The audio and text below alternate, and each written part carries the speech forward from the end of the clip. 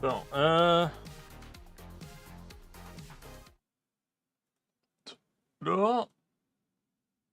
la même affaire va arriver. Quelque chose va arriver. Encore. Je regarde une podcast, une interview sur la CIPOC. Ça se peut que je sois moins concentré. Je suis désolé d'avance.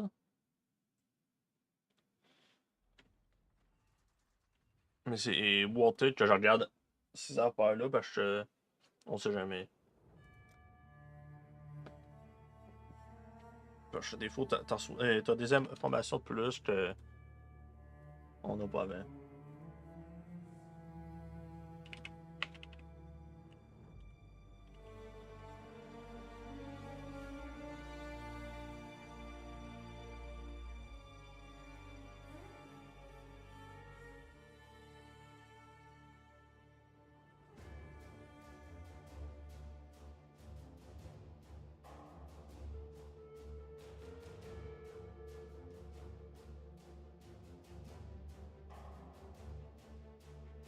Holy hell, tout est outdated.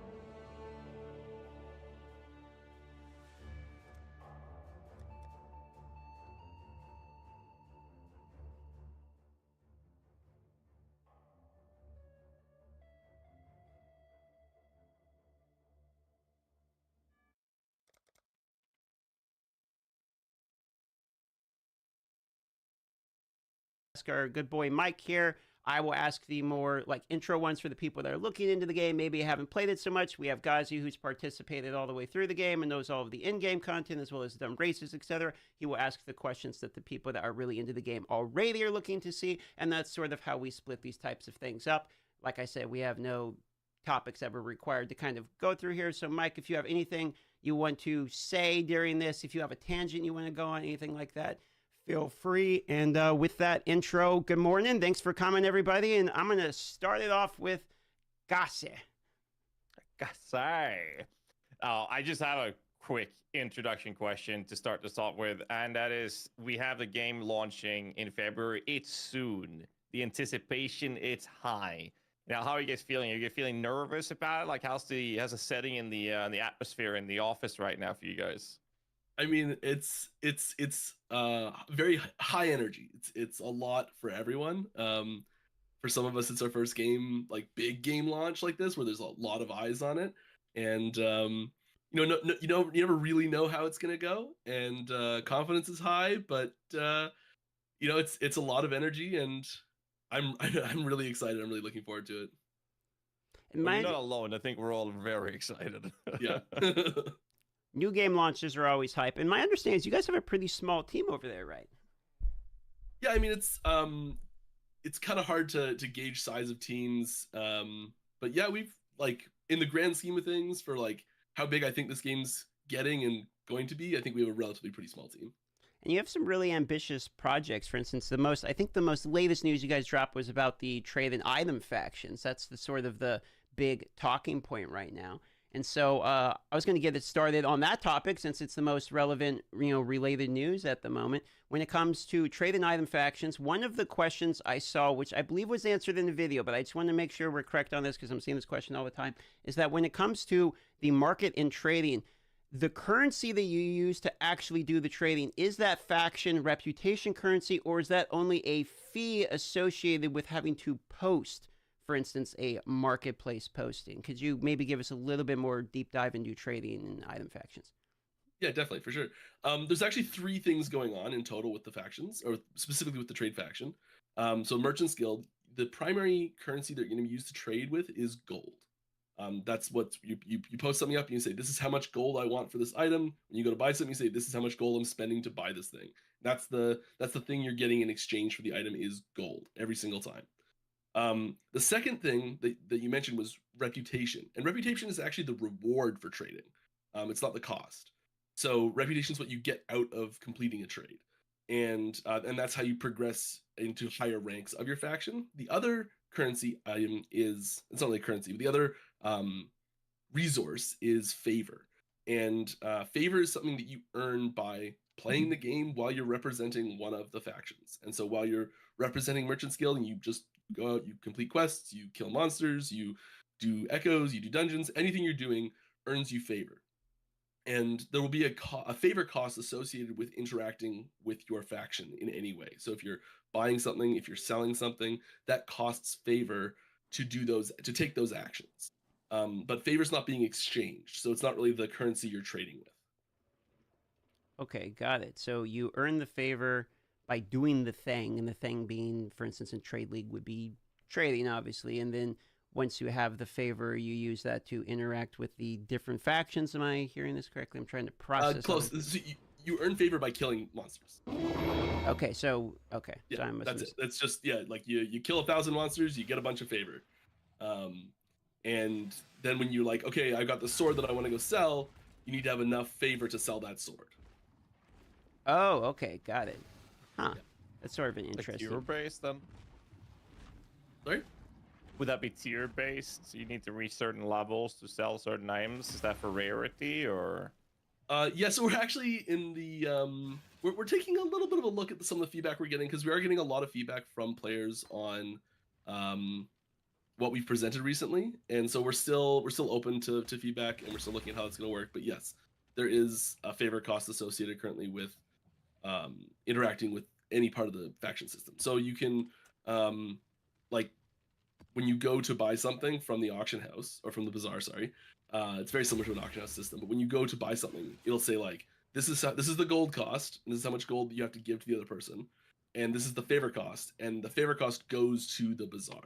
It's sort of like it's like the tax on it is like, it's like your fee of entry to get past the door to buy that thing. Okay, so this must be a designed philosophy around what we don't want is for people just to become merchant warriors, where all they do is become the strongest person and the richest person in the game by just saving and manipulating trade the whole time. Instead, it's like, it's a game. You're supposed to play the game, kill stuff, right?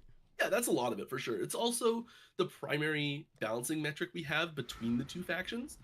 So because both factions require favor to interact with them, so like if you want to go buy a prophecy, it costs favor in COF.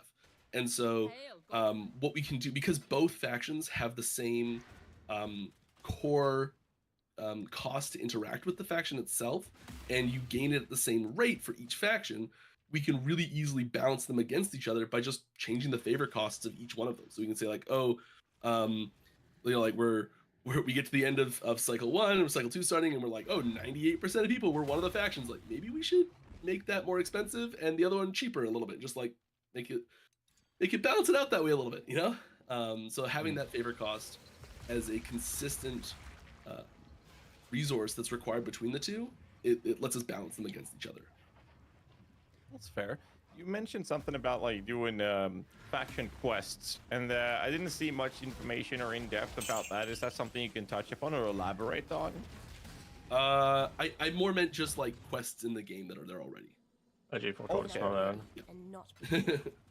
Fair enough. Yeah, that's just like just part of playing the game. Like as you're just doing stuff that's already in the game, you'll get favor. Sorry. Okay. That makes sense. I like the idea of it. I mean, it's gonna be fun to see how many people are going into the whole trade versus non-trade, and with the resonances that you can give the items and whatnot. I think it's phenomenal. I like the approach of it because it doesn't have any direct punishing features towards the players depending on the choose from. It's more like, I like to play the game this way, and that's perfectly fine. and then with the idea of balancing that, I'm very excited for it. I really am. On the other hand, when it comes to that approach, the game is already set in a way where you are expected to be able to somewhat realistically target farm items in general. So how is that going to be when it comes to the idea of trading versus finding these items? We can take an example of the Reign of Dragons endgame boss with the Twisted Heart, for example, being very popular in the current state of the game. That is something a lot of people want to farm, but it's a rare drop, right? And now that we have the option of trading it, how do you feel about the balance with the idea of target farming when it comes to items such as those things that are rare, and what's the idea of balancing these things? Yeah, that's a huge topic, and it's very tricky. You're right; it's very tricky to balance those against each other for sure.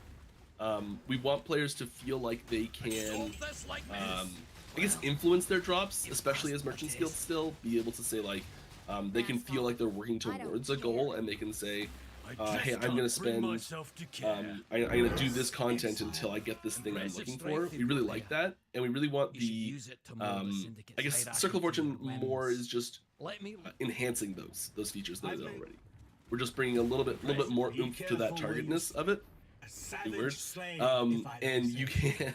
So we want merchant skill to be able to just be better, because we still do want players to be able to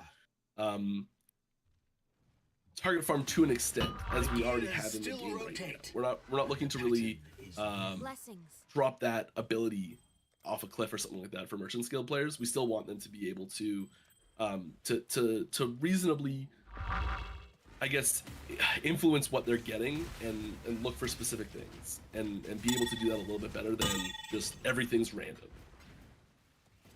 So I had a question about, you mentioned the resonators, and I thought this was one of the more interesting, resonators is the name. Am I getting that correctly here? Resonance, I believe, is sort of what's referred to. Yeah, it's a weird thing to pluralize, but yes, it's resonances. Resonance size.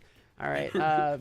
So one of the things I noticed about that is immediately it made me think of sort of the dynamic the Ngazi plays more than I do. I'm more of casuality, he's more of the hardcore racer type. So I thought, okay, this is a cool mechanic. It seems like it's intended to be developed that the two different types of players can play together and still impact each other's performance. Let's say I got a girlfriend. She plays the game an hour a week, but I'm playing 10 hours a day. We're obviously going to want to still interact and play the game that we love together. That's sort of the design. So my question about this is I know it's supposed to allow you to trade items, etc. Is there any balanced mechanic around this to make it where an item that is, let's say, dropping for me, even though I'm playing a tenth of what the other person has, can still somewhat be useful to the person that's blasting? Or can we expect that the person who has resonance with another person, the one who's behind, is always kind of getting useless equipment for the person who's probably not going to need it? Yeah, if there's a big imbalance in the playtime, it is going to be a bit of a one-way street.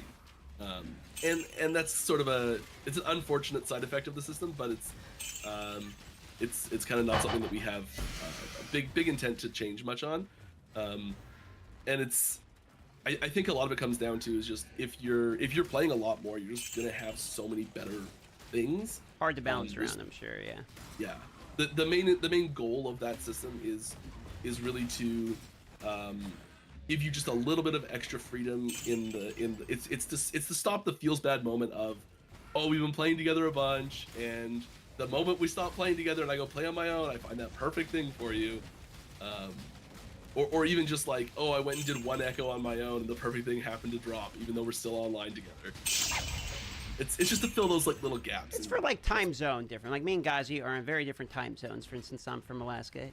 So we obviously are going to be playing at different times, and that's to help mediate that gap more so than play time gap. Yeah. Okay.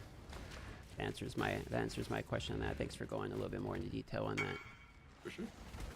Speaking of bad things, we had a quick conversation about that earlier, and it's been something that's been asked in my chat quite a lot. So I just hope you could give some elaboration as to why the answer is the way it is on the question. Besides the the possibility of respeccing masteries. Right now, for those of you who are unaware, when you choose character, you can choose a different type of masteries. But after you've locked in your mastery in that character, you are currently unable to change that.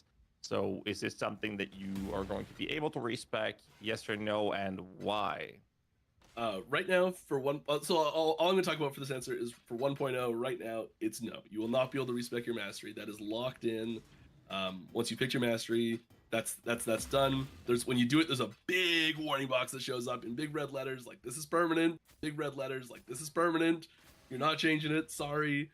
And there's a bit of I guess I don't know, a fear of like messing up your character that goes into that with some people. And there's 2 points that 2 angles that people come at wanting to change this.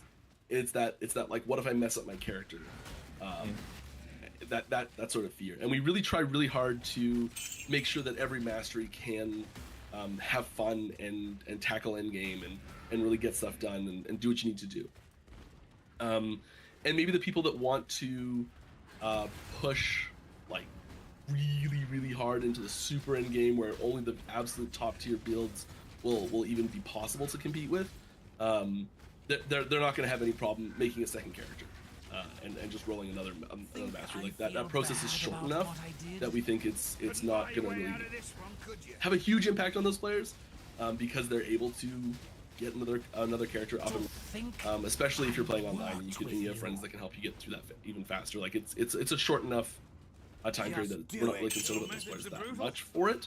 We do know that people really like having that freedom to be able to switch things up, but we also really want to convey that sense of ownership and connection to your character a little bit. It's that feeling that like, oh, this is my fire mage, this is fire sork, and you actually have that connection to this is my fire sork, and it's not just this is my mage that I switch around between all the different masteries.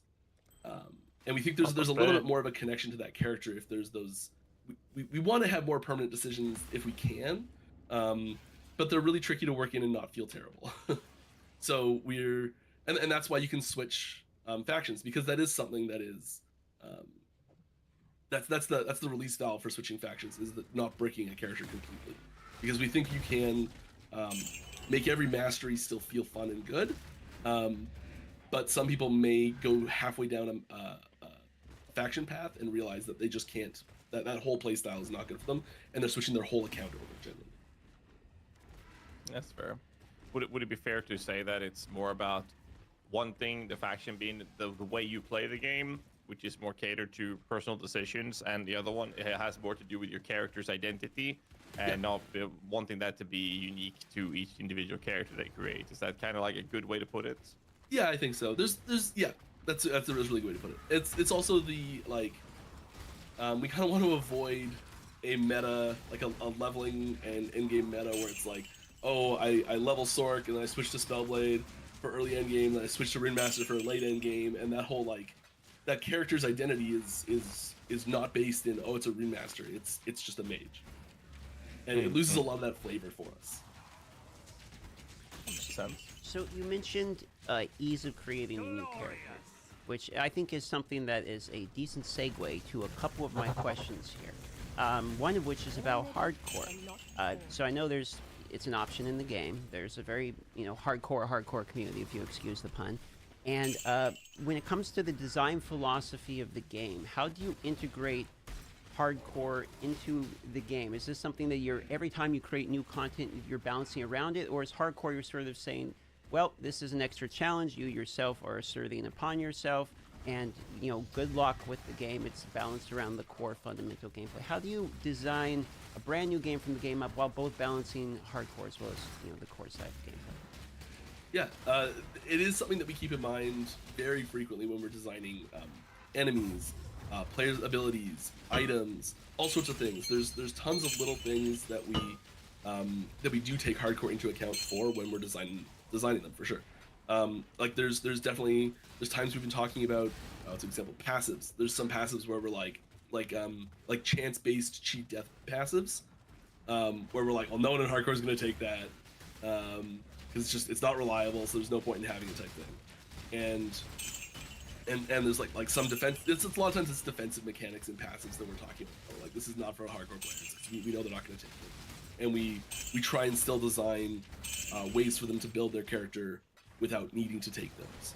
And And so, yeah, like sometimes it's in the way we design boss fights. We try to make them learn well, and this is something that goes for not just hardcore as well, because we want players that are sometimes getting through challenges and getting to a pivotal moment where if you die, you have to start all over again. We still want to be able to teach them how to interact with those mechanics. And sometimes we don't do a great job of this, and we are working on improving those still. But and new bosses when we're designing them, there was one recently that we were talking about where like there's a mechanic you have to dodge basically, and if you fail to dodge it too many times, it's eventually going to kill you. But the first few, it's just teaching you how to that you've got to dodge this type thing, and that sort of that slow ramp up in teaching you how to play the boss fights. And so yeah, we do definitely look at hardcore when we're designing mechanics in the game. I kind of went all over the place there, but no, that's a good answer. Do you find that just to follow up on this, and I'll pass it to guys, and they have another question sort of in the same vein here, is do you find that hardcore as a concept from a development side either strives you to improve the game, or does it feel more of like a limiting aspect of the game where, okay, well, we're trying to build a game, but we got to make sure that it, it's viable for hardcore too? Do you find this to be a difficult challenge to overcome, or do you find it something that at the end of the day tends to improve your game? I think it improves the game overall. I think that I think it's both. I think it is a challenge, and it is difficult sometimes to make work. But I think it makes the game better in the long run, which is what you want, right? Like, just because it's easy doesn't make it good. Off to guys. Speaking of easy, yeah, like kind of in the vein of hardcore versus softcore. Something I was curious about was the punishment for dying. It's one thing to learn, but in hardcore, well, your character's going to be dead, and that's going to be hard to rectify after it's happened. But in softcore, so far, the only punishment you get for dying is the loss of stability and the possibility of whatever reward you had in that map echo you were doing. Are there plans to adjust this? Because the idea of not losing experience whatsoever from dying feels like you can just beat your head into a wall and you'll eventually reach level 100, or is this something you actually look at as a beneficial aspect of the game? Yeah, we're not a big fan of the negative progression that comes with losing experience when you do die. I don't know, like there's certain parts of it that I personally, when I'm playing, I really like the tension that having stronger death penalties provide, which is why I've gravitated to hardcore in some games in the past. But it really does, I think, need to be an opt-in type of thing to have on the line.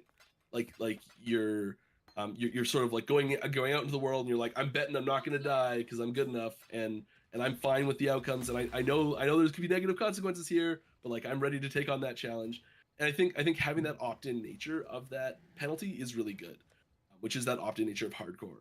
I don't think we're really interested in having that type of opt-in like put your money on the table type situation with experience, because it splits things again. Maybe if there was some sort of, I don't know, benefit out of it, but it's one of those things that we're more interested in having more of a loss of opportunity in the penalties. So you're not making negative progression, you're just not making positive progression. And this happens in dungeons too. Like you maybe not a great example because we need a better way to tutorialize the dungeon bosses and the dungeon mechanics still, but the you do lose your dungeon key, so you are like you're paying an entry fee, and then if you fail, you lose that entry fee. It's forfeit. Oh, don't get me wrong. I think that this approach is very, very attractive. I don't want to speak for everyone, obviously, but I personally believe that this is something that a lot of people will appreciate, to have that positive progression for their time invested, especially if you only play a couple hours a week. That time invested, even if you just ended up dying a lot, you still made progression during that time you played. So you didn't end up with the day you started, ending the day where you started. Just that feels kind of bad for those type of players as well. So I like the idea of it. Another thing to think about it when it comes to the content of changes that we're looking at. We have cycles or seasons. First off, what's the word you guys are going to use for this? Because we have seasons, we have leagues, and we have Psychos. Cycles. Cycles. So it's gonna be cycles. Okay. Yeah, it's a there we little go. different. Sorry, you gotta learn another term. Just another one to learn there. So I guess my Back question D2, there. it's ladders as well. Oh right, Yeah, ladders from true, D2. Yeah. true, yeah. Wait, don't they have that in D3, or do we just completely ignore I that? think they're called seasons in D3, right? Okay.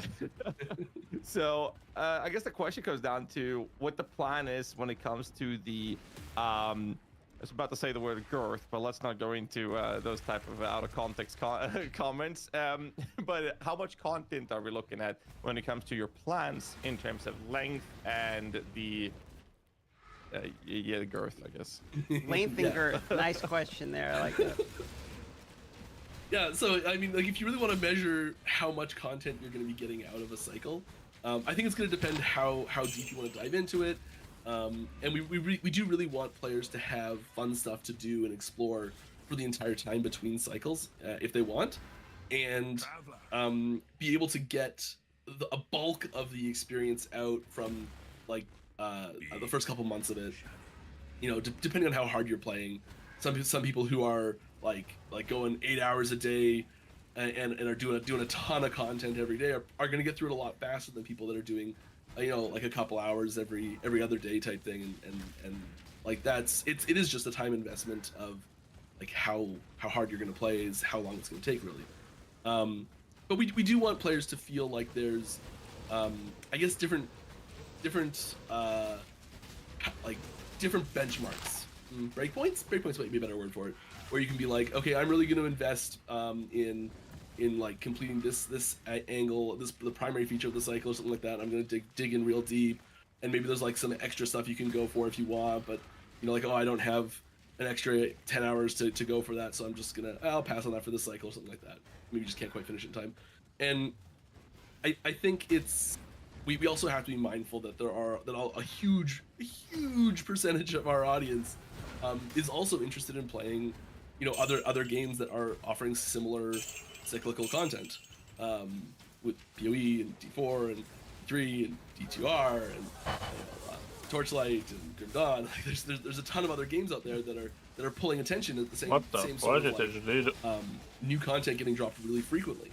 So we kind of have to be aware that not everyone's going to stick around for the whole cycle every single time, and give them an opportunity to have fun and really engage with the content, but still have enough to sink their teeth into if they don't want to go to those other games as well. And it's a very difficult balancing act to walk. And our very first cycle is really focused on getting our core game out and just having those core features solid and fun and all that sort of stuff. And we're gonna look at getting into these more, I guess, like PoE standard cycle or like PoE League type style mechanics, a little bit in the future here. Okay. Like, are we talking 3 months, 4 months, half a year cycles, or what are we looking at on the terms of length there? Yeah, I can't give you like a specific number here, but I can say it'll feel similar to what you're expecting from other games as well. Go on. And it'll fit nicely into that cadence. A little more show. So I have a couple questions to change the topic a little bit around balance of different in-game mechanics. So one controversial, let's call it, topic that I've seen brought up in almost any game is one-shot mechanics. So I was hoping you could dive a little bit into the team's philosophy when it comes to one-shot mechanics and their places within ARPGs, and yours specifically. Yeah. I think that they are good in small doses when you can be taught about them effectively beforehand and are easily able to see them coming and like have an opportunity to react to them.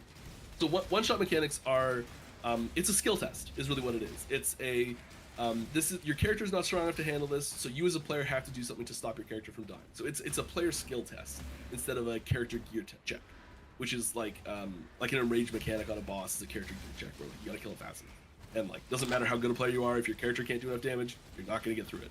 So this is kind of the opposite of that. And we do have a few one-shot mechanics in boss. Like Julra is the end of our first dungeon, and she will kill you if you stand in her like big giant attack. You're done.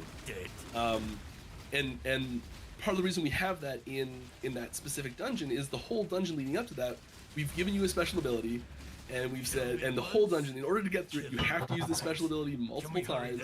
So we're like hammering into you. This is what you need for this fight, and it's kind of when we were designing dungeons and specifically this mechanic, it's kind of reminiscent of like a Zelda dungeon in a way, where you walk into the dungeon, you get the item from the dungeon, you have to use that item in the dungeon to kill the boss of the dungeon, and you're out. And it's sort of that same type of learning mechanic that we try to implement there, where you're using the thing you get there to conquer it, and it is a skill check, and it is something that we do like having these types of one-shot mechanics in the game if they're presented properly. And I think the bad one-shot mechanics that we do end up seeing in Last Epoch, which is it's a little frustrating to have, but they do show up sometimes, is when you get to super high, and this is sort of a byproduct of having any infinite scaling system. When you get too high in corruption in our endgame system, that there's no real end to it, there's no cap, you can keep scaling corruption as high as you want, and that difficulty keeps ramping up over and over and over, and then abilities that were once just strong abilities become one-shot abilities because you cranked up the damage and difficulty so high. And because those were not designed as one-shot mechanics in the first place, they don't have a proper anticipation for it, and it just becomes, well, that's the wall your character hit. So these one-shot mechanics can show up in multiple places, and the ones that we've designed them to show up in, we do try and tutorialize them as best we can beforehand. And the ones that they kind of organically show up in, I don't know how to fix that yet. It kind of sounds like one-shot mechanics are a skill check for both the player from having to get good and the devs for having to create fair ones. Is it fair to say it's kind of a skill check on both sides? Yeah, I'll go with that one for sure. Okay. So sorry to hit you with back-to-back kind of harder questions to answer here around balance mechanics, but another one that I was wondering about was balancing solo v multiplayer can be difficult. I've seen sometimes, there will be games in which multiple player groups are always going to be more efficient. You have multiple players, but then the solo player feels like he's forced into a situation of having to play in a group in order to keep up. But then on the other side of it, if you are someone who wants to play in a group, but you have to balance around that, and groups are fundamentally, let's say, at a disadvantage, then you feel like now I'm ostracized from playing with my friends because I want to progress at a rate that is competitive. How are you guys approaching the conversation of how do we both make it where people can choose to play in a group, play solo, drop in and out even, while still maintaining a fair gameplay environment? I mean, it's easy. You just make it perfectly balanced, and so everyone. I think the one-liner we try and strive for, anyways, is a well-oiled machine group that is organized and planned ahead will be better than an individual player playing on their own, who will be better than a haphazard group that's just thrown together and said, "Let's go have fun."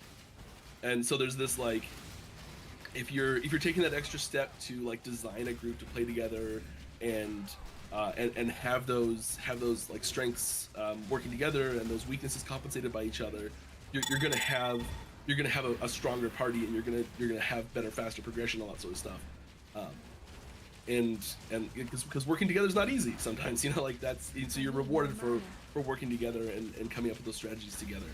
In that you're going to get things done probably a little bit faster. And we want those margins to be pretty small. We don't want them to be a big difference. We want it to be like, hey, like because you did a good job at working together, you're rewarded a little bit. And we do have party size difficulty scaling as just like a straight, like this is how much harder it is. And those numbers can be adjusted very easily. And sometimes small adjustments can have a big meta effect. Like you don't need to make a huge change to have the conversation shift sometimes. Fair.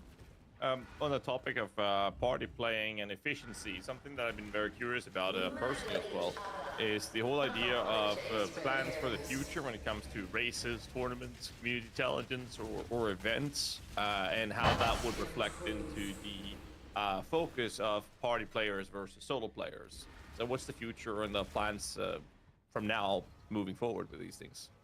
Yeah, I think we would.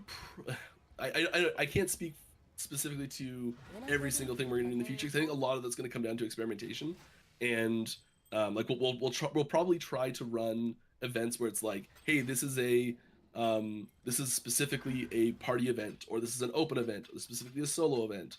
And we'll experiment with different types and see, because a lot of that's going to come back to community feedback of what feels good, what players enjoy. And I know we already separate ladder progression based on party size, in order to try and compensate for that a little bit. So I think they'll likely just be different categories initially for different party sizes. It's probably what we'll try and do.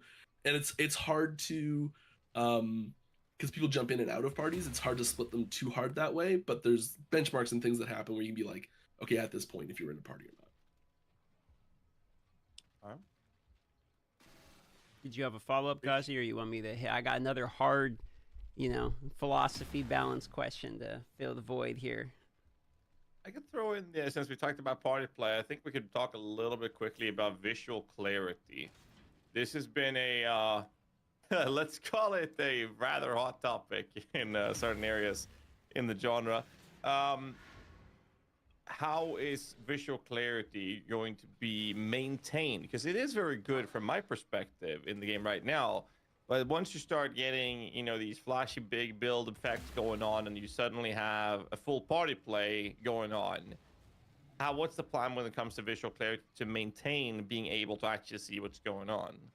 Yeah, and it's a great point, because you start getting into things. We don't have any skill MTX yet, but you start getting things where it's like, oh, you can buy skill MTX, and suddenly your fireball is got like a rainbow fireball, and it's it's so much more, or something like that. Like there's a lot of room for that visual clarity to very easily get out of hand, very quickly, and it is something we're careful of, much to the sometimes VFX designers' dismay, of where we're like, pull that back, it's too big, too big. But yeah, it's one of those things where we do pay very close attention to it, and I can very well see there come a time where we have to make a systematic change in order to add some new feature to the game in order to be able to have a big boost to visual clarity. I'm being kind of vague about this because we don't have anything designed or set up yet to do this. But there may come a time where we need to focus on that, and we're definitely prepared to make that investment in improving visual clarity if it comes to it. Sounds fair.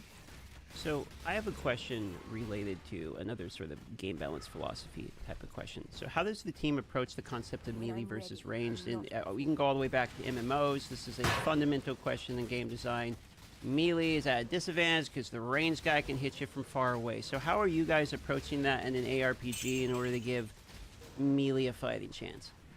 Yeah, usually we try to give, and I know as soon as I say this, people will be like, well, that's not the way it is. And I'm like, yeah, and it's not perfect. This is what we try and do. We usually try to give melee classes more defensive options.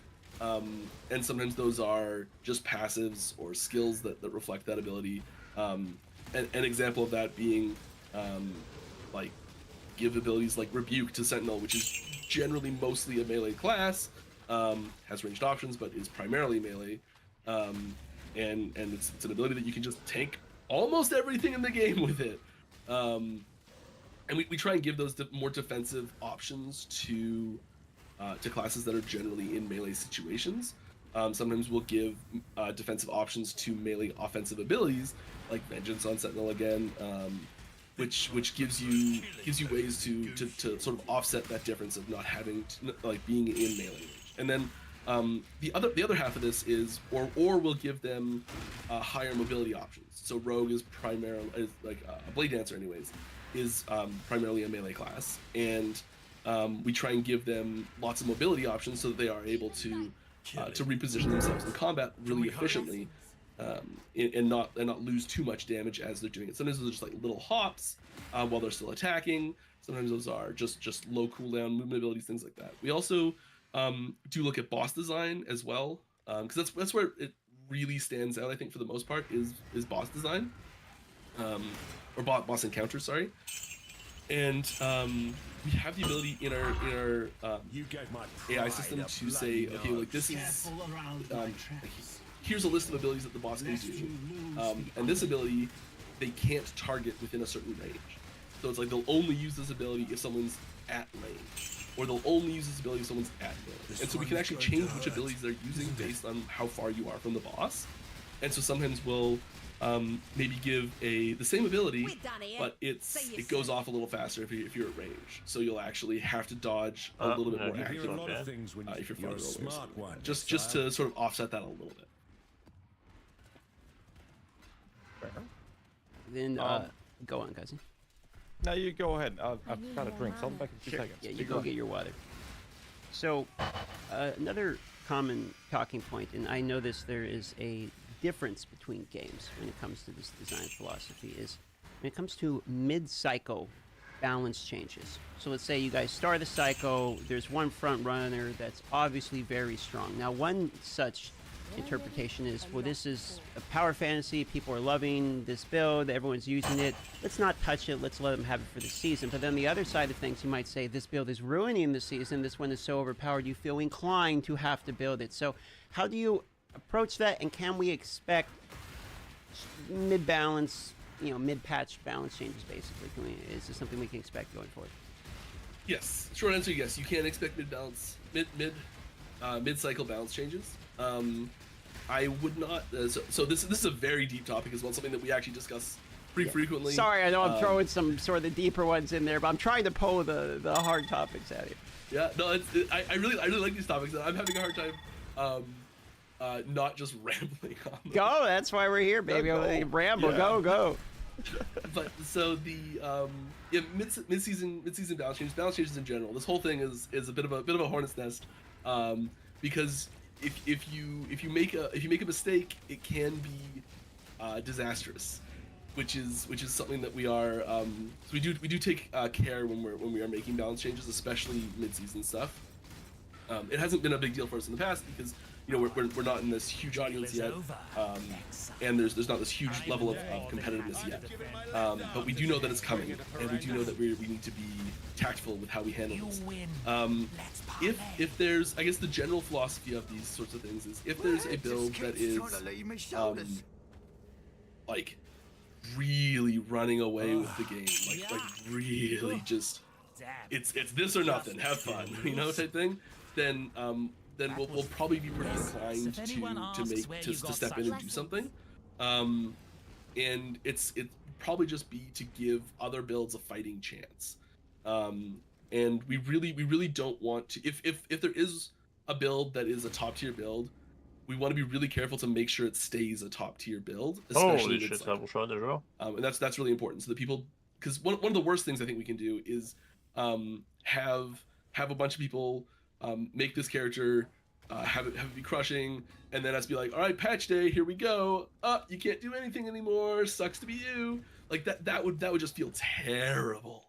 And so we really want to avoid that. Now the obvious answer here, and I'll go down a bit of a chain of like stuff here. The obvious answer is, okay, we'll just don't nerf it and just buff other things to match it. Great. Now we've got other things that are at the same level. Awesome, they've been buffed, wonderful. And then we get to the end of the cycle and we go, okay, now we've got a bunch of builds that are just way too powerful, and we have to nerf them all back. And suddenly it becomes this cycle of mid-season we buff everything, and in between mid-cycle we buff everything, and in between cycles we nerf everything, and that doesn't feel good either. So we have to kind of take an approach, like a hybrid approach of both things at every sort of juncture, where we are, maybe we're doing a small nerf to that build that's really far out in front, and some small buffs to some builds that are close by, and just kind of bring them closer together a little bit to make things more competitive mid-cycle, because we don't want people to feel like their build's been targeted and they've been targeted as a player type thing. And it's a difficult line to walk, and we've been doing our best. And like there's been builds we've had that have gone a little out of control in the past, and I think we've done a pretty good job at doing mid-cycle balancing on them already. Like there was a werebear Baldur's Wrath build where it's this mace that when you use movement ability, it uses Earthquake, and Weber had a really fast spammable movement ability that would just trigger Earthquake over and over and over again. And we've nerfed that build like 6 times now, and it's still great. It's not what it used to be type thing, but like we did it slowly in increments, and I think that whole process went over pretty well. The really hard thing is nerfing it to a point where it's still fun, it's still powerful, it's still competitive, it's still strong, but not over the top, and have players still feel that it's those ways. Like, and that's a unique case for every single one of them. Pretty On the detailed topic answer. of, yeah, like on the topic of like balance things, I remember a developer for another company, he used his hands to signal balancing very effectively. And he said he wanted to have builds in between 2 brackets. They didn't want builds to be above the line of too overpowered, and they wanted to bring builds that were below the line to not be subpar in performance, and want to have this little meta segment that builds in this spectrum, they will work and they function. So using the hand symbols here, the statistics or a diagram, like whatever you want to call it, exactly. Like some companies or some games, they don't mind having builds that are completely disasters below that line, and they have like, well, this season you're gonna have these builds to choose from that's going to be performing. What's the philosophy moving forward for Last Epoch like when it comes to that? To put fewer words to my question is, are all builds supposed to be able to be in the spectrum, or are you going to be fine with having builds that are going to be subpar performance? I think the goal is to have all fantasies in that bracket, in that spectrum of like I can play and I can have fun. If there was if we were in a situation where there was no archer, like ranged archer, like physical ranged archer type class fantasy that was possible to play, I've picked a bad one because there's only one master that can do that, but say there was no physical archer class or a build that was even possible to do all the end game content, that would be a really big problem. But if we have like say there's like a flurry build and a puncture build and a multi-shot build, they're all physical ranged archer type class builds, and maybe only one of them is like really able to compete and the other 2 are kind of ho-hum right now, they've fallen off. That wouldn't be, I don't think that we would probably take too much immediate action mid-cycle to buff those builds to have. I don't think we'd be like, oh my god, we have to buff these builds because they've fallen out, because there's still that that general class fantasy, that same character fantasy that's available in a slightly different build, and having those adjacent builds that are still achieving that similar fantasy, I think fills that gap pretty well. So yeah, we definitely want to have as many builds as possible in that viable range. Viable is such a hard word to have. Yeah, and having as many builds in that range as possible is definitely the goal. But if bringing a build up into that, I think we'd be less concerned about bringing builds up into that bracket if there were other similar adjacent builds in that bracket already. I like it. Sounds like a good answer to me, at least. So one question comes to mind about the psychos. I'm not sure if we've gone too much in depth into the psychos in other interviews or releases. I wasn't able to see too much on. So one question I have related to the psychos is I see different philosophies from game design teams when it comes to like league psycho seasons, whatever you're going to see. Some of them seems to be like, well, the psycho seasons, they're here to give us a chance to do something more wacky, something that we normally wouldn't introduce to the core game that maybe fundamentally changes everything about the game. But then I've also seen the concept of, well, the psychos or seasons or what have you, these are allowing us to implement basically patch content updates where it adds on to the already existing game and doesn't really fundamentally change too much about the original. It just gives us more expanded upon the original, for instance. So what is your guys' plans with psychos when it comes to this concept? Or are these more way out there type of concepts that maybe not influence the rest of the game's development just for the cycle, or are you more planning these to be further development and continuation of the game? I think it's something that's going to evolve. over time. It's something that we're planning for it to evolve over time. And so initially, it's going to be much more based in like building on what we have and polishing what we have and focusing on like that core gameplay experience. And so that's why like the first cycle is these item factions, and it's a kind of a core function of the whole game, and it's not a separate end game system that you're going to interact with. It's not like a new dungeon system. It's not a new monolith system. It's like it's not a new system that would go alongside Dungeons, Monolith, and something else.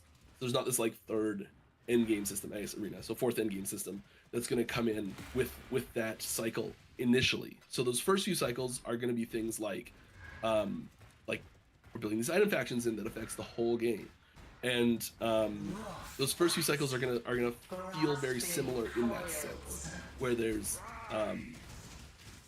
mechanics that like build on the monolith, build on the dungeon, maybe add a new dungeon, something like that. Like so, there's gonna be that initially they're gonna fit much more in that latter category that you're talking about. And then once we've kind of got that What the core fuck? experience, like tuned in, feeling great, and c'est quoi ce like, domaine deep là? enough that people can really sink their teeth into that core experience and don't need any of these extra things to really have fun for a significant amount of time, we'll start adding in those more, I guess, PoE style extra endgame mechanics that go with a cycle. So we'll start adding in, maybe there is that fourth or fifth or sixth new endgame system that will show up in one of these. And so there'll be, it'll start off slower, and it'll get a little bit more bigger stuff once we're not touching on core stuff as much. Fair enough. And something I think like Last Depot is doing phenomenally well is the crafting process. Something I want to touch upon there is the approach to avoid overly complex crafting that we find in other ARPGs, or overly non-complex, overly simplistic crafting processes in other ARPGs. Like, what's the philosophy here moving forward? Because you made a rather big craft change not too long ago when it comes to the system, which I was very surprised to see. I love the previous one, and somehow you managed to make it better. That's my personal opinion on it. But moving forward, what's the take when it comes to crafting to keep it in this effective way, or maybe not? We're really, really happy with where crafting is right now overall. Like that the general style and that shift we made is really positive. We were not expecting to make that shift at all. But the amount of feedback we were getting from our players, the amount of feels bad moments that were happening made it necessary for us to take another look at it. And while it was a really positive experience for some people, it was a really negative experience for a lot of other people. And so we wanted to try and make it a more positive experience for more people. And that seemed to go really well, so that was great. But so we are really happy with where it's sitting right now. I think the place that our crafting system will evolve to, because it will evolve definitely. It'll evolve through new crafting items, so like new runes, new glyphs, things like that. There probably won't be some huge dump of like, oh, here's 10 new runes or something like that. It'll probably be more like, all right, the cycle, here's 1 new rune, or here's 2 new glyphs. And they'll be pretty small, like little incremental changes. And then we'll look at other ways to have supplementary crafting. So there's you can kind of look at the reward system for the Temple Sanctum dungeon. When you kill Jewel, you get to do your legendary craft. And that's sort of a supplemental crafting system. And I think we'll see I think we're likely to see more dungeons that have similar style supplementary one-shot crafting systems that come up, things like that. So I think that style is working for us really well, and adding in new, or like sometimes just adding in a single new like rune or glyph can have a pretty big impact for really enfranchised players, as far as new opportunities that it opens up and new avenues that people who are like really in with the crafting, they know how to do it. Adding in just one little rune can actually have a pretty big impact for those players, but not have a super big impact for the approachability for new players, which I think is really important. Fair. Unless you have a follow-up, Ghazi, I was going to start picking through some of what I see as the most common questions I've seen. And some of these you may have answered. They may be in a frequently asked question, et cetera, everywhere. But since we're sort of doing a full interview and everything here, I think we'll just kind of rapid fire through a few of these in order to get these questions out of the way. The most common question I'm seeing here is the game planning to come to console and crossplay? This is probably the most common question I've received. So I don't have any info about any sort of crossplay stuff. I don't know if that's possible. I don't know if there's any restrictions that we just don't know about. Sure. So I'm just gonna go big. I don't know on that one. Fair enough. We do really want to expand the platforms that the game is on. We haven't fully nailed down what platforms that's going to be yet. Sure. I think the obvious big targets for audience size is Xbox and PlayStation. I'm not sure Switch is going to be even capable of running the game because it's a little on the heavy side right now still. So I don't know if that's even possible yet. Oh boys, We haven't even started talking to these companies. We haven't talked to Sony. We haven't talked to Microsoft. We don't have dev kits. We don't have any of these things. So none of that process has even begun. We haven't even decided which ones we're even going to try to do yet. We do know that we want to go to new platforms. We don't know which ones they're going to be yet. Another I can probably guess what the next question here is about Steam Deck. You're reading my mind here, Mike. And I just want to say, by the way, I appreciate you tackling like all of the questions with just like blatant, straightforward. Don't know. Like you haven't started talking to them. Like it's nice to have that blatant level of transparency. But yeah, you are correct. Steam Deck, Asus ROG Ally, handhelds. The game's on Steam. People, it's an ARPG. They're gonna want to play with controller, blast it in the mobile, in the car, whatever. How are you guys approaching optimization there? Yeah, so optimization is our number one priority is server performance, server quality optimization on multiplayer, making that fun, that experience just awesome. Number two, just performance and optimization in general of the game, making that run as smooth as possible, and those are very connected things. And so Steam Deck, we consider Steam Deck to be an unsupported platform right now as well. However, we do have Linux and controller support, which are kind of the two things you need to make Steam Deck work. And we do have improvements to both Linux and controller support coming in 1.0 that will incidentally make Steam Deck better. And there are people who have got it working on Steam Deck already, which is fantastic. We don't make builds for it. We don't test for it. We have no idea the problems Steam Deck has right now. It's another one of the platforms that's going to be in the conversation for, hey, which platforms to be expanded into. It does have that leg up of a pretty low barrier to entry. So I don't want to say I don't want to say like, oh yes, it's going to happen or anything like that. But Steam Deck does have a lot going for it in that debate for sure. Speaking of a lot of players existing on different platforms, or the desire to have handheld gameplay, there are a surprising amount of people, from my own perspective, that we've seen in other ARPGs having the desire to not play cycles, leagues, seasons, ladders. So we're talking about the sandbox area of the Eternal Realm Standard League, or what are we calling it in Last Epoch? We can ask that first, and then Legacy. what's the plan going forward? Yeah, we're calling it Legacy. Legacy. Yep. Yeah. So once you finish, I guess all the characters that exist currently on live, if you're playing online right now, effectively those are all Legacy characters already. When you boot up at 1.0, there's gonna be a pop-up that says, "Hey, your character's been moved to Legacy." They're effectively already in Legacy. Is how you can think of it.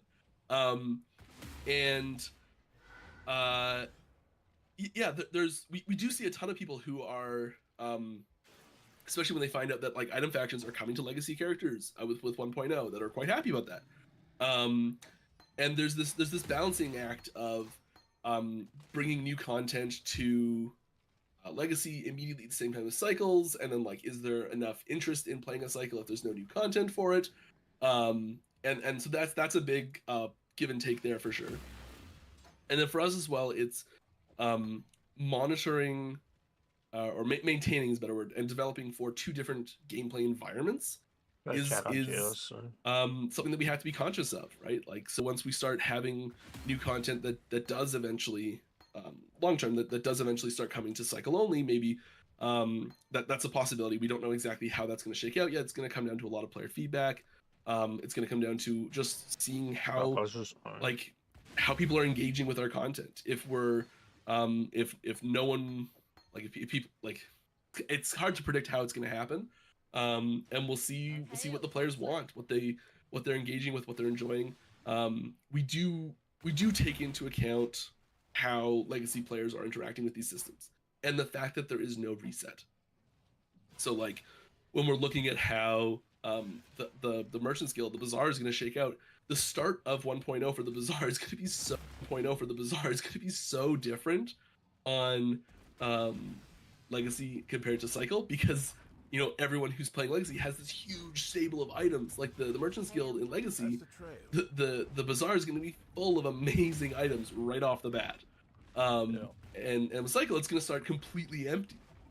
So I think that's going to be really interesting to watch and see how that shakes out, and how those two Bazaar inventories play out is going to give us a lot of really good information on how we want to handle 1.1. And we are very mindful that a lot of people don't like cycle content, and we are very mindful that a lot of people do like cycle content. Very difficult, but I don't think it's impossible to have a fun environment for both. I have a question. Speaking of both styles of gameplay here, I have a question about offline mode that was brought up in the chat. I think is a pretty good question, which is you guys have a full, complete offline mode. Just correct, yes? So in the offline mode variant, are there things that we can expect that will not be in the offline mode as compared to the online mode? Obviously, trading would be the obvious one that comes to mind, but outside of that, what can we expect in terms of differences? So I think the offline mode going forward, like long term, the offline mode will look very similar to Legacy. I think those will kind of go hand in hand, and we'll treat them very similar.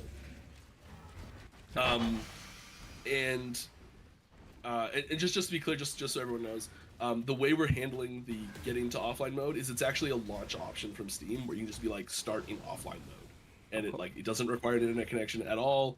You can boot the game. You don't have to log in. It just goes offline. It doesn't matter if you are on a boat in the middle of the ocean or a plane in the middle of the sky. You're fine. It'll run. As far as stuff that won't be stuff that will be in online but won't be in offline, you're looking at Merchant's Guild, because you can't trade with people that are connected to you, and currently MTX is the other thing. So no cosmetics will appear in offline mode at 1.0, which I know a whole bunch of people just went, oh, and we know it's either a really popular or a really unpopular decision, and we're still working out the best way to handle all these things, and we are very interested in your feedback. So if you care one way or the other, we are interested to hear from you. We're always accepting feedback on our everywhere. So another question that I see, and kind of going through rapid fire, some of the most common ones here. Ça sert à rien, on the live stream side of things, feel free to put your questions in chat. We are picking through them. They're going through a list there. 11th Hour Games is in the chat grabbing your questions for us. But one of the things I was wondering myself, as well as I shout Legendary Drops, I see is in the chat and he mentions the same things, is that you have E4, which is sort of on the what people consider easy to understand side of things. You have Path of Exile, which is on the fairly complex side of things. Okay, and they have their demographics of each type of player for this reason. Whereas Last Epoch seems uniquely slated sort of in the middle, where it has complexity to it, but I've only played through the campaign, just got to Monolith sort of the end game, and it all seemed fairly easy, readable to understand. Maybe you got to do a little bit of knowing how to get the skills going, but for the most part, it seems pretty self-explanatory. So is this purposefully crafted to have the balance of ease of use as well as complexity, and are you guys going to continue to take that design principle and push it going forward? Short answer, yes. Like, just you very, very well encapsulated what we're looking at here. We are really interested in having a, like, I mean, the one-liner is easy to learn, hard to master, and we want that, and a big part of I guess how our skills are designed really is that the whole skill system is to service that. Things are compartmentalized, so you have these roughly 30 node trees for each skill, and those are, and you're looking at 5 of them at a time for a build. So like it's a lot there total, but it is in chunks, and so it's you're able to digest it a little bit easier in these chunks and things like that. And we do try to have the intuitive builds be pretty good. So when we're looking at balancing things, if there is an intuitive build that is really underperforming, we do tend to buff those faster than an oddball build. So if someone's like, I really want to play a firecaster, but I want it to be a rogue, and we're like, I mean, well, we might throw you some tools here and there to try and make it work, but we're not gonna hold your hand on that one. But if someone's like, oh, I really want to make a sword and board tank character, just like a very typical sword and board character, we're gonna make that fantasy easy to dive into and have the intuitive options really actually do well. But then have room for maybe more advanced mechanics in the game to give you access to things to push that build into the next level. Several trolls. When it comes to the legacy area, I'm not sure if you gave an answer to that. If you did, I missed it. It was when it comes to the cycle content, is that expected to exist in the Legacy League at the same time as it's running parallelly, like in parallel with the actual cycle content, or not at all, or it lagged behind desynced, or what's the plan there? So initially, yes, it is designed to show up at the same time. So 1.0, everything's launching at the same time. Everyone gets everything at the same time. We're planning on doing that as well for at least the first couple cycles. I think we haven't. We're not locked in on exactly how that's going to happen going forward. This is going to be something that's going to be influenced by player feedback as well. I think if I was gonna look into my Magic 8-Ball and look into the future and see what's going to happen, I would say there's a good chance we'll see a slow transition into more content being cycle only. So like maybe like a couple cycles down the road, there's some unique items that are cycle only, and then maybe the cycle after that, there's some like unique items and maybe a new glyph or something that's cycle only, and then like it maybe starts to trickle in a little bit more that and this is sort of what I was talking about as well, with how the cycles themselves are going to change as we get more and more of them in. We'll probably start to see a little bit of a shift to a little bit more stuff being cycle only, and that how that transition happens is going to be based a lot in the reaction we're seeing from our community each cycle, how that happens, how that goes. And we're really not afraid to pivot and change and modify this as we go, because we might look at this and go like, well, that was a horrible mistake, let's change it. So we'll see. This is one of those things that I think is going to be not super easy to lay out exactly what's going to happen before. J'ai quasiment top. So you mentioned unique items here, and something I've noticed is that unique items, legendary items in games, whatever you want to call them, there tends to be two things. They're either really strong and few and far between, or there's a million of them and only a couple of them are good. So this is another sort of balanced design philosophy style. How are you guys tackling this, and what is your design philosophy around unique items going forward as you introduce more of them? Definitely. I think the legendary system was our big response to this problem.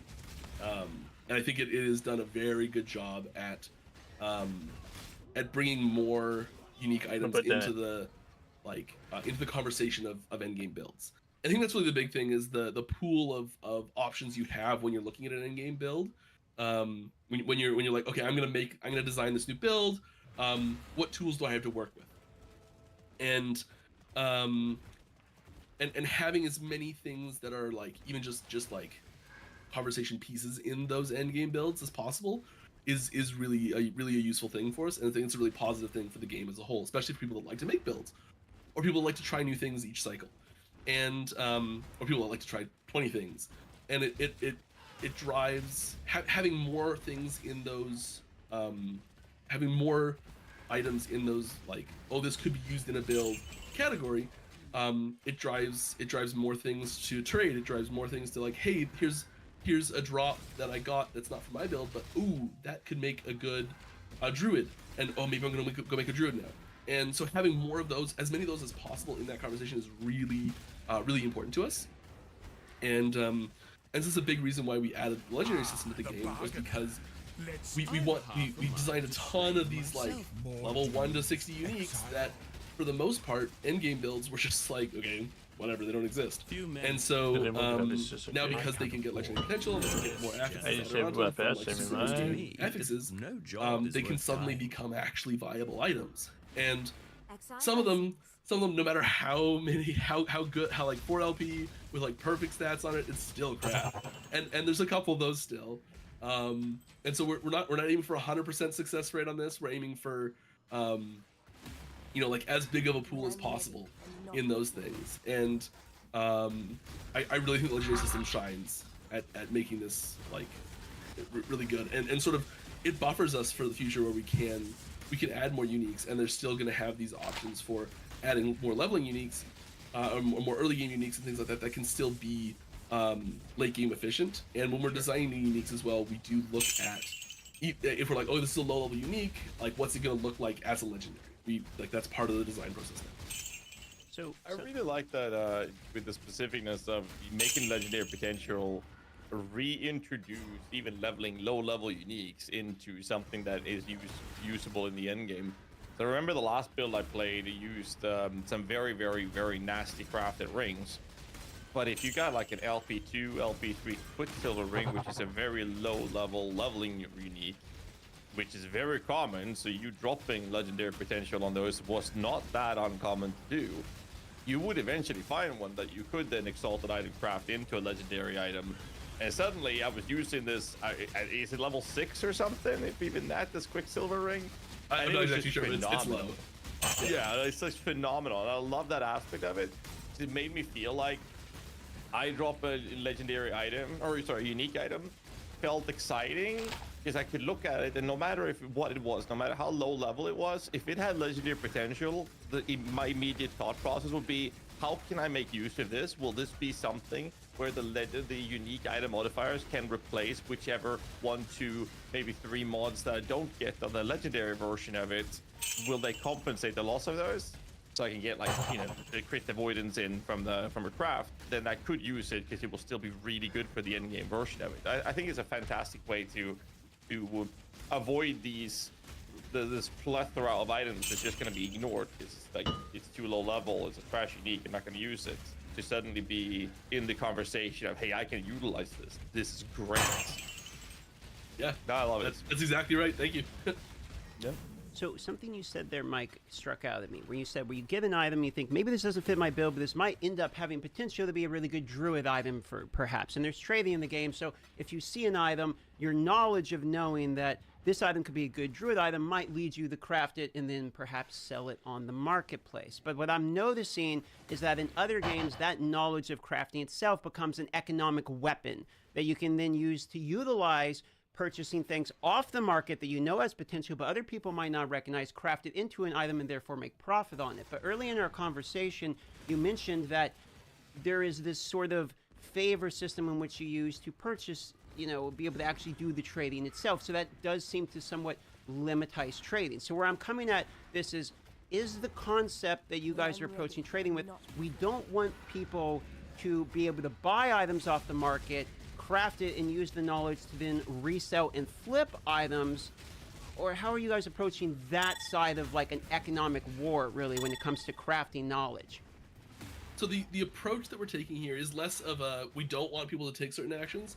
It's more of, we want the Merchant's Guild Bazaar to be an effective tool for players to improve their gear that they're finding, that can fill in the gaps in the gear that they're missing, where they're playing the game and they're like, oh, I really need to find this piece of gear. I can go to the bazaar and I can get it. And we really want that to be an accessible option for everyone that's playing in the Merchant's Guild. We want that to be an effective tool for everyone that's playing, and to be able to gain access to that trade system, Bon, even c'est if they're not pas- playing the market really. And so that's the approach we're taking from it, is that we want this to be an accessible market for everyone. And the unfortunate side effect of that approach for players that really want to play the market as a mechanic, where they're buying and flipping items and things like that, is that we kind of have to shut that down a little bit. Sure. And we actually kind of shut that down a lot, because unfortunately you can't resell an item at all. Right. So you can't, you buy that item, you craft it, you do whatever you want to it. It's not going back up on the bazaar. You're using it, or you're throwing it away. So it's basically a hard no on the knowledge crafting economy side of things. Yeah, it's At times. it's one of those things where we've kind of had to pick and choose which pieces of this we want. And this is one of the most complex systems we've ever introduced into the game, possibly the most complex system we've ever introduced in the game. And we are not afraid to change it. If something's not working, we will adjust it. If something is not landing, we will make changes to it. I know we've like all week, because we've finally we've got so many eyes on this system right now. I mean, every stage really. So what says, when we first announced this last year, was 11 months ago now, 12 months ago, there was we put out that first initial post about 2 weeks after the idea was even pitched. That was a very early draft of things. Sure. And luckily everything stayed like really similar. So little has changed, which we were very happy about. But we got so much feedback on that we've had tons of design discussions since then, and we've made changes for it. We released our first version of it to the CT program. They had feedback for us. We added a bunch of stuff. That's when we added lenses to the COF. And now that we've released the most recent post about it, and there's this is the most eyes we've had on it ever. We're back in design discussions again, already talking about how we're going to improve the system.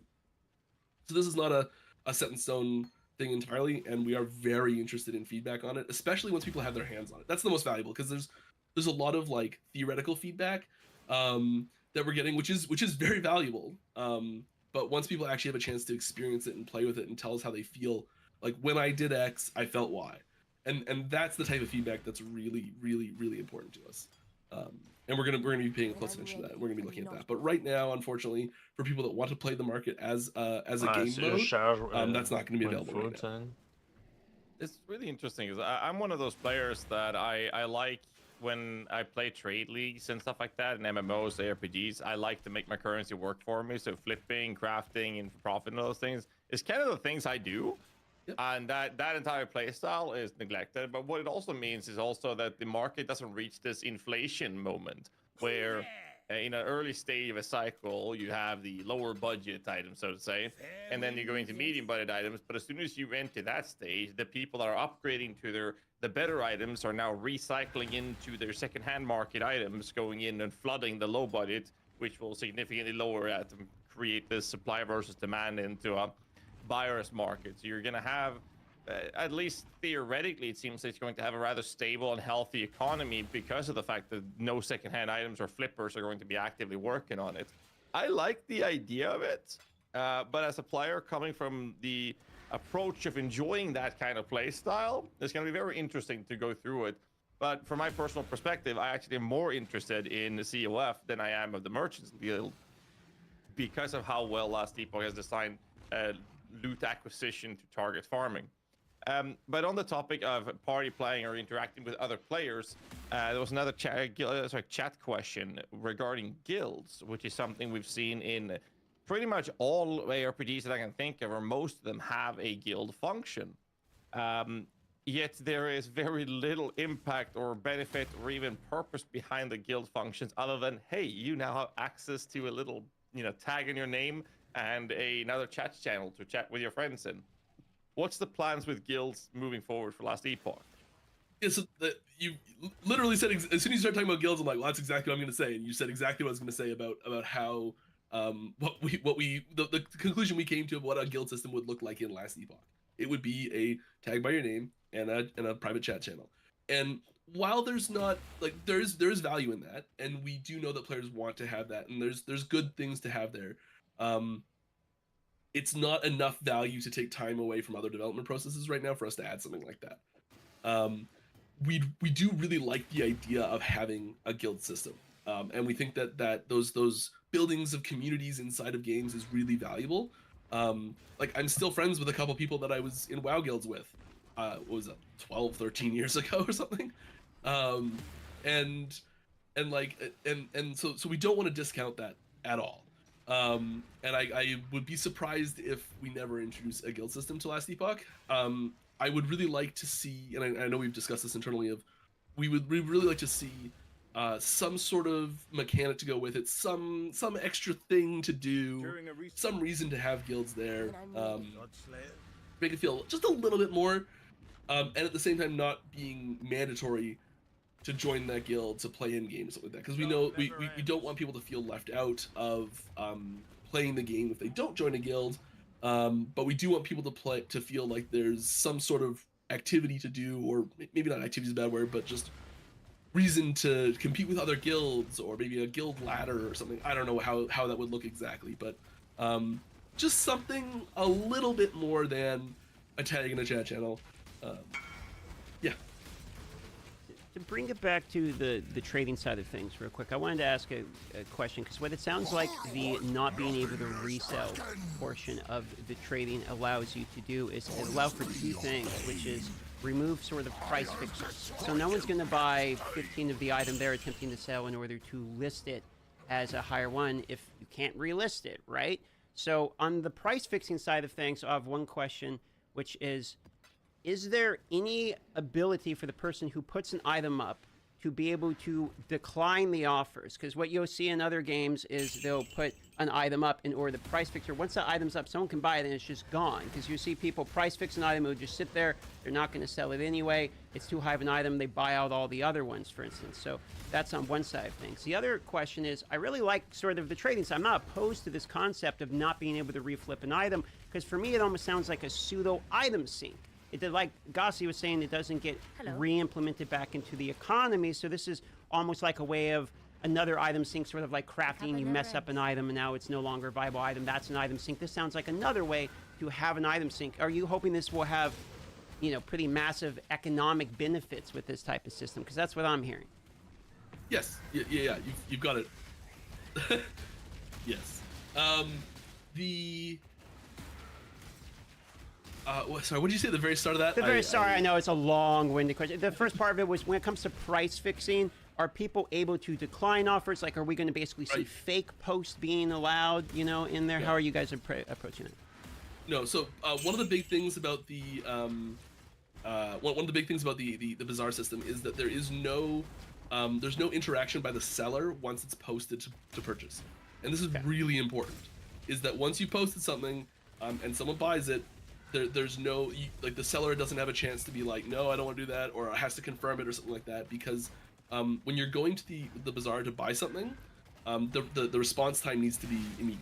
Sure. You need to be able to say, okay, I found the thing I want, I'm buying it, and you've bought it, and it's yours. And that has to happen right away, so there can't be a confirmation window that goes to the seller or a way to decline it there. That timing's really important. Good to know. Okay. That is exactly what I was kind of hoping to hear, to be honest. Sorry, go on, guys. Did you have a question? I'm ready, and not I'm going through the chat questions because we kind of tackled most of the stuff that we pre-prepared. When it comes to the bigger ones that's been tackled, so it's mostly chat questions. Like DM said before, the guys watching this live on stream right now, if you have any questions, fire away. We have a developer, we have Photon in the chat picking them out for us, so just fire away and we'll snag as many as we can. I think there's a ton of questions. I think Photon's put a ton of questions in here already from chat. Yeah, there's so many, I can't even pick one. Trying to pick the good ones. One from the middle. Good luck. Exactly. I'm not reading them. I'm just gonna go right in the middle, and there was one that said, any plans on adding static endgame bosses / pinnacle style bosses for the endgame? So let's start with that one. Yes, big yes. 1.0 won't have them, unfortunately. I'm sorry, they didn't quite make it in. But yes, big yes. That is that is my great sorrow of content that will not be at 1.0. But yes, we are very interested in having static benchmark content for difficulty for endgame bosses, things like that. Technically, there's basically nothing right now that does it. There's kind of one, but there's some variables to it, so it's not quite there. And it's probably not the quite at the level some people want to have as like a pinnacle boss. So we want to have those big, like, what's Diablo without Diablo, right? You know, like we need to have those. Well, It would be deeper. Sorry. I'm still stuck in Diablo 2. Okay, sorry. I was talking like original Diablo 1. What's Diablo 1 without Diablo? You know, like. Okay. I'm sorry, that poor choice. No, you're good. You're good. Go. Moving along. Blasting right. We definitely want to have we definitely want to have pinnacle bosses, and there's no shortage of ideas floating around internally for like people pitching ideas for pinnacle bosses. The hard part for us is going to be which boss do we implement, which boss do we go with. We do also want those pinnacle bosses to have like story tie-ins and some context tie-ins to the game and the world. And I think a really good example, and I always when I do my dev streams, I always use D2 as examples because it's the game I've played the most of anything. And the Pandemonium event is a really good example of the style of thing where you're going and you're finding like the organs and you're finding the keys and you're building these things together in the world, and then the end is this big pinnacle fight. And so a system like that is something that we are really, really interested in doing.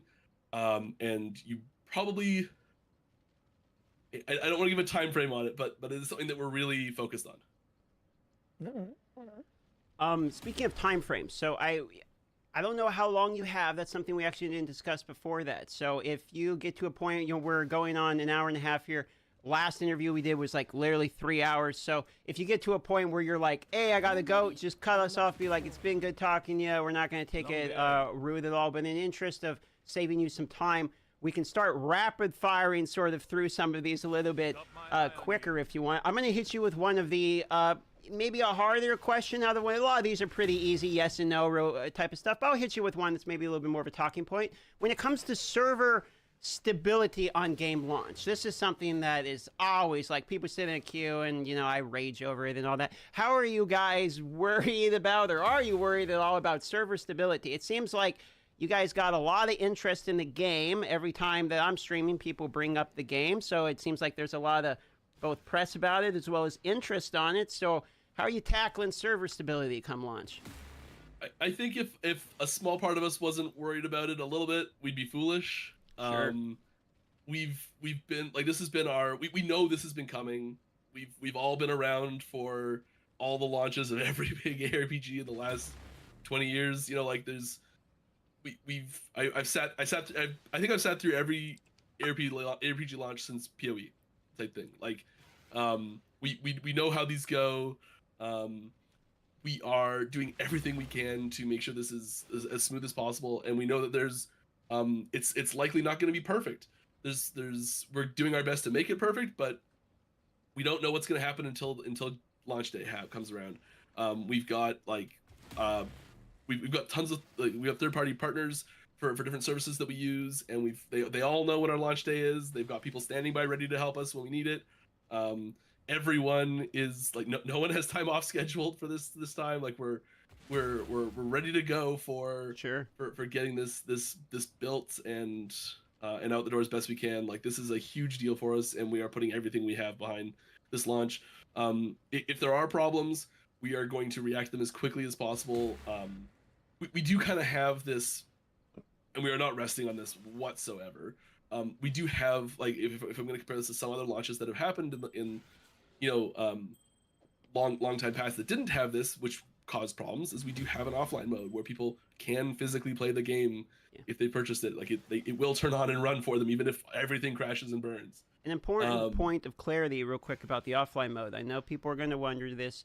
Offline mode, can you start in offline mode, then migrate your character to online mode in order to bypass this issue?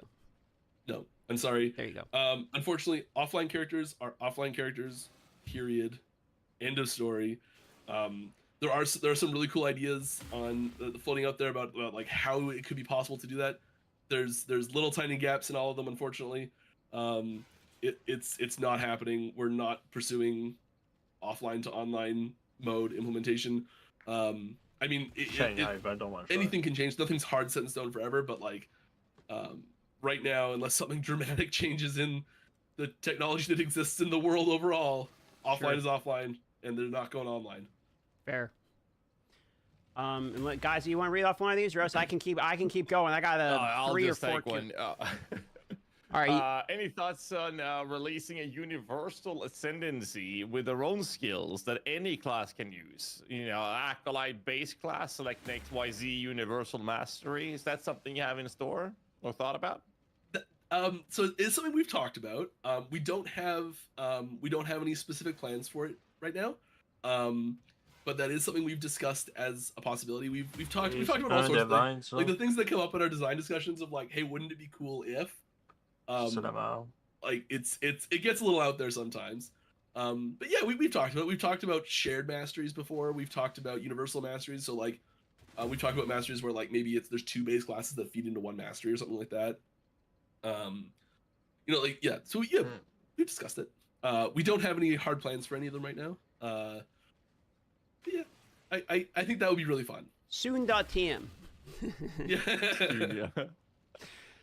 So something we're seeing getting added in PoE2 as well as D4, it seems to be something the RPGs are going this way. WASD movement, is this something that you're maybe, if I know this is very controversial, some people are like, get good, use a mouse. I come from MOBAs, I'm familiar with mouse movement, it makes sense, I get it. But there's also a lot of MMO players, of which I also was one, that really enjoy WASD movement because it's easier on their hands. So what's your guys' concept around this one?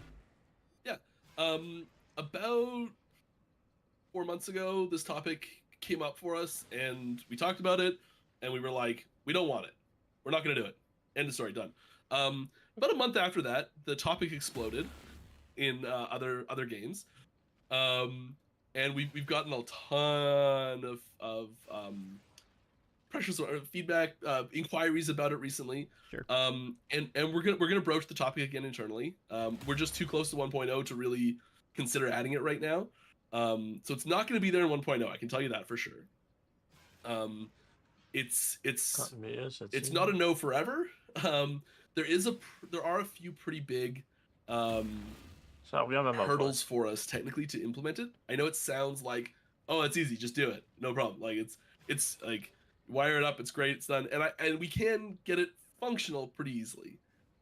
However, with how there's a few other adjoining systems in our game that would cause it to look really bad on screen. And the quality level that we want for the game would not allow us to add that to the game without fixing these other things that go with it. So this is not a small feature for us to implement, which is the main reason why it's just out of the question for 1.0. It's not happening. Sure, fair enough. And so I think that there's more conversation to be had with it internally before we make our next decision on it and sure. And such. But thanks for tackling that one. Yeah. So in terms of, you mentioned looks of the game there, so I'm going to read off another similar one here. Are we expecting to see, as the game continues to develop, small incremental graphical improvement changes, or is this the type of thing where the engine doesn't allow for it? What's development on that side? Definitely. 1.0 has some great visual updates to it. Every time, so I do our Friday dev stream, and every time I do that, I play on the live version of the game, and I boot it up, and I'm like, oh yeah, this is what it looks like. Okay, fine. So I'm pretty happy. I'm pretty excited about what's going to be there for 1.0 for everyone. It's just so many little things, and there's little things that I'm sure a lot of people won't even notice, but it does look a lot better.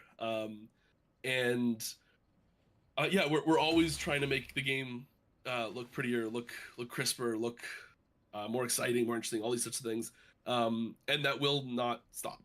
We are going to keep making the game look better. There are some limitations on things we can use, tools we can leverage based on the engine we're using right now. We are looking at updating that. That's a long process for us, so we are working on that. But it's we're not sure when that's going to finish, and when it does, we'll have new tools and it'll look even prettier again. So yeah, that's an ongoing process that we are going to continue doing. A question I know I saw in chat just now is about the buy to play versus free to play aspect. I'm not sure exactly how you have it right now, what the plan is for 1.0, but I do know you had a time frame in the past where you would allow players to play for free up to a certain level, and then if they decided, hey, I like this, but if you continue playing, now you're gonna have to buy the game. And then obviously, as you've mentioned in the past, all the transmogs or MTXs, they are not going to be any pay to win features whatsoever. They're cosmetic entirely, or exclusively. I can't speak anymore. You know what I'm saying? The question is, will there be the feature of allowing players to play for free up to a certain level before they buy the game to play? We don't have. We don't have. So that was a plan. It is not something we're planning right now. So we that was from like a long time ago. That was something we initially pitched when we were talking about the game to start with, and something we talked about for quite a while. That was dropped. Oh, I don't know how long ago now. Quite a while ago that was dropped. And a big part of that I think is I think the switch to Steam helped with that a fair bit, with the like you can if you really don't, if it's not working on your PC. A big part of that that little preview window is making sure it runs on your computer, not like buying it and you can't play it type thing. Steam does have that automatic refund window where good to go. So like that's not a concern for us anymore, which was a big part of that time frame. We have done like free weekends before, things like that, to get people into it, to like so they can try it before they buy it, that sort of thing. And if there's a big demand for a try it before you buy it type approach, it might be something we discuss again. It's not impossible, but we don't have any plans for it right now. 1.0 is $35. There's auto Steam price adjustments for other regions, things like that. Yeah, that's the plan going forward.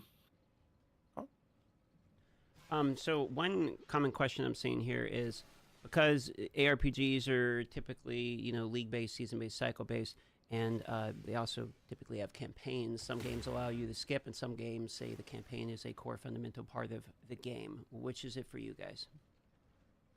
Right now, at least, it is a pretty fundamental part of the game for us. And there are no there's no adventure mode. That's the easy way to put it. There's no just hop into monoliths at level 1 and you do monoliths until you hit 100. Have fun. We don't have that option right out of the gate like that. We do try to really work in ways for people to level alts more efficiently, and so we are really trying to have that be an effective process for people. So you can't. Oh, I'm sorry. Just one sec. Just gonna cough. Would that look like an aggressive cock? That's a good. No, I was just ducking out of frame. I'm standing. The so cat down there just got vomited on. No, okay. So yeah, sorry, go. We do want people to be able to level ults a little bit faster than their first characters each cycle. And we want veterans to be able to level even faster and have your experience and have that process work in your favor. So one of the purposes of dungeons is they do act as a partial campaign skip. So there's you jump through a few chapters if you complete a dungeon in your leveling process. A recent change we made a couple patches ago to legendary items, may have been last patch actually, where legendary items no longer increase the level of the unique that they're put onto. So you can get these ridiculously awesome leveling items like you were talking about earlier, Gazzy. And also just in multiplayer, you can just portal to a friend and you can jump way ahead. So there are these things that you can, like tools you can leverage to level faster, but we don't have an alternate campaign system to just skip the whole campaign or something like that. We do view the campaign as kind of a core part of the experience, and it's your character's journey. It's this, your character's the hero of the story, and having them take that journey is important. And it also helps, especially people who maybe it's not their 10th primalist or something like that, and maybe it's their second primalist or their first primalist, and having that leveling process where they're unlocking new skills and they're trying out those new skills as they're leveling, and they're sort of like getting involved in those systems, they're respecing them and trying things out and seeing if they want to test out new playstyles as they're leveling in a lower risk environment. We think that whole process is really important. I mean, we especially want new players to interact with that so that they can learn and get acquainted with the systems and have more success in in-game. What I really like about the campaign approach is that you don't necessarily have to do all of the quests. You have a X amount of idle slots to open, X amount of passive skill points to collect, and there are more quests that provides these than the cap of you getting them.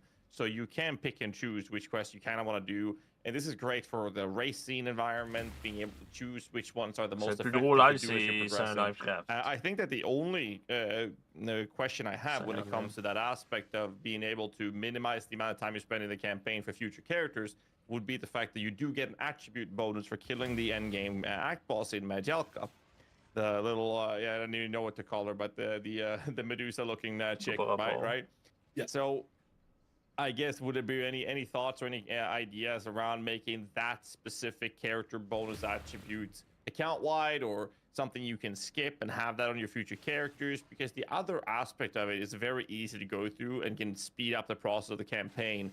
But that one is still quite a lot of traveling without waypoints to get to the fight that you'll have to go through for every new character you make per cycle. Then, yeah, it is only one all attributes, so it's not like a huge detriment in a lot of cases. But yeah, I can I think that there's room for so you bring up a good point about the fact that there is it is pretty far out of the way to get to it if you do want to take it. If you are trying to jump through the campaign a little bit faster. I think there's probably room for like a dungeon that the exit spits you out really close to that fight or something like that.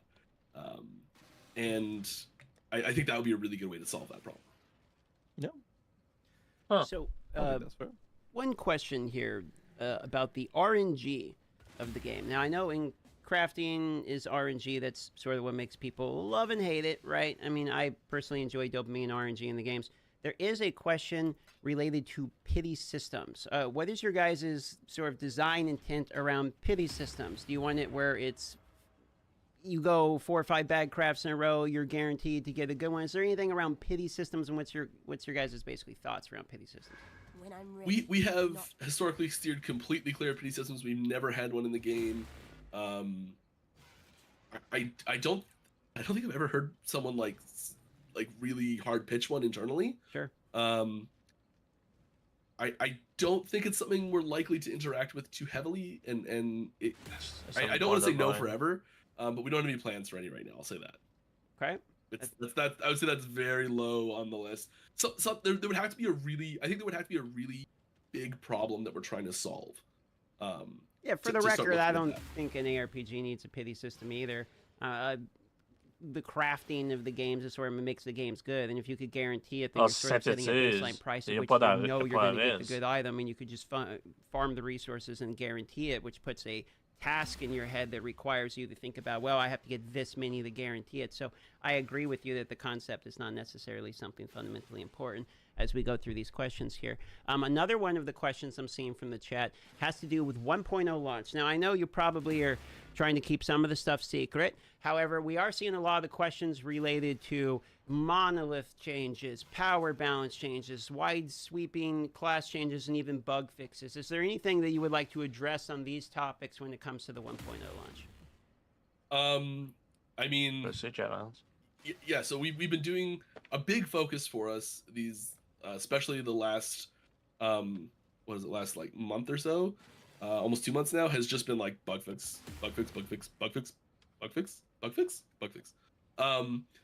That's just been what we've been working on. Is we content locked quite a while ago already, and we are just in bug fixing and polish mode, and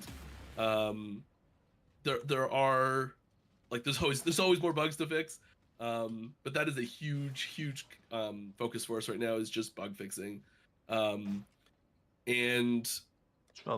as far as balancing, big sweeping balance changes, things like that. There are some pretty heavy balance changes that have happened.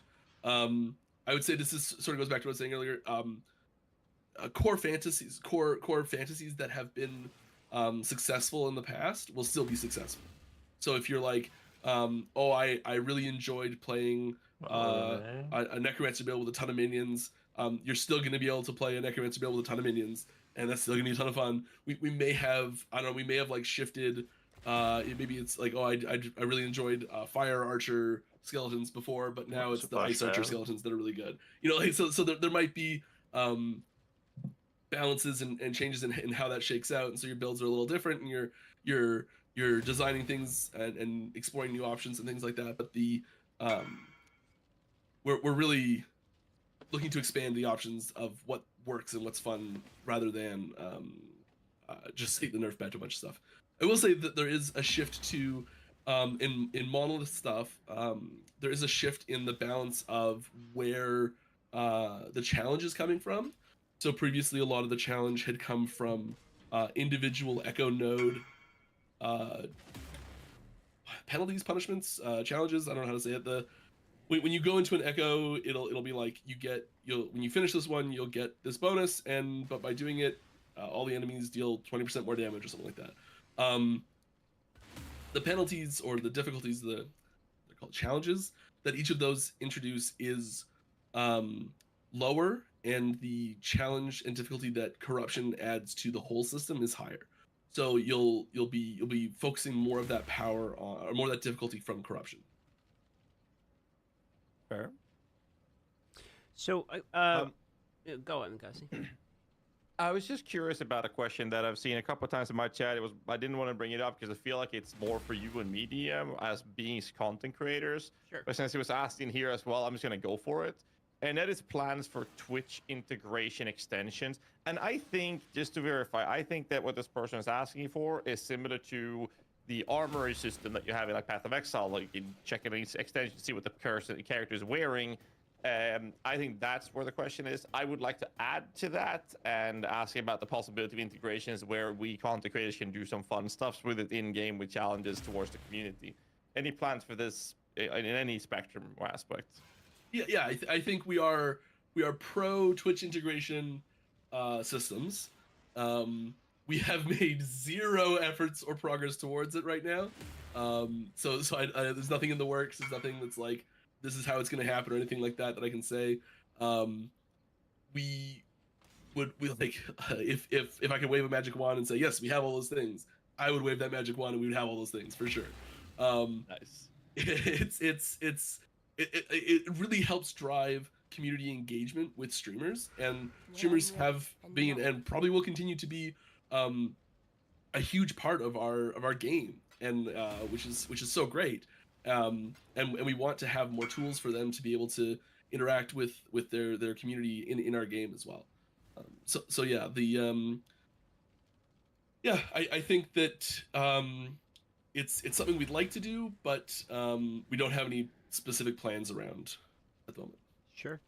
Thank you for the answer on that. And figure we go another 12 minutes, top of the hour, get you out of here around 2 hours. You know, I don't want to take all of your day. I know we could probably sit here and ask you questions to chat. I'm sure we'll have questions all day long, but try to be respectful of your time here. So I'm going to try to hit you with a couple more of the ones that I know people are probably going to hope that we would have asked. I think one of these is, if you don't have an answer to it, it's all right type of thing. I'll let you off the hook. But I know that third-party tools are something that is always a topic of debate, regardless what game we're talking about. So when it comes to your team, where do you draw the line? Because almost everyone's going to say, you know, if you have a website maybe that tracks the price of stuff, you know, on average, that's fine. And then there's going to be some where it's all the way to overlays in the game to make the game easier and help you dodge skill shots, for instance. So where is the line for you guys in particular with Last Epoch? So I think I'll start with our goals with third-party tools. Is that we don't want any player to feel the need to go use a third-party tool. Right. We want people to, like, if someone if someone shows up and says like hey, I'm a new player, and they jump into our Reddit and they're like, hey, I'm a new player, what should I do? we want the response from the community to just be like, just start playing, have fun. You know, like that's where we want people to start with, is just go have fun. Having said that, there's already third-party tools that people have made that are unbelievably useful and great, and we love having them available to the community. So we're really appreciative to the people that have made those tools, and so like there's sort of this weird balance, and it's like how far is too far with that. And I don't want to draw a hard line in the sand right now, just because this is not something that I don't have like a script in front of me to say what I'm supposed to say on this, but I'd say the general philosophy on it is that if it's interacting with active gameplay, we're probably not huge on that. Like when you bring up things like overlays that are like telling you when to dodge and things like that, that's probably a little bit too far for us. Tough question. Tough question. I know, especially because it's always a hot topic, etc. So I appreciate you being open with that one as well. Ghazi, you want to throw one? We got about 10 minutes here. This is your last call for anyone that wants to get any of your questions potentially asked. We have more questions than we're able to ask Mike at the moment, and appreciate your time so far. So, Ghazi, you want to hit him with one more question? I'll go one more, and we'll kind of go back and forth here, rapid fire as many of through the chat as we can before we send you on out the door, Mike. I only want to bring one thing up, and it's more about making sure people that are listening into this live and watching it on YouTube being told that it exists, more so than a question. It has to do with the in-game guide. I think that it's phenomenal, but it is missing a few things. So the real question is here, what's the plan on making sure that the in-game guide has everything that is required or needed, and further developing that aspect of the game? Because it provides the information in-game without the third-party tools. Yeah. So we've actually there's been a pretty big push to improve the in-game guide. And so there's a bunch of updates for it coming in 1.0, so it will be better. And you're right, it's a good starting point, but it's not great yet.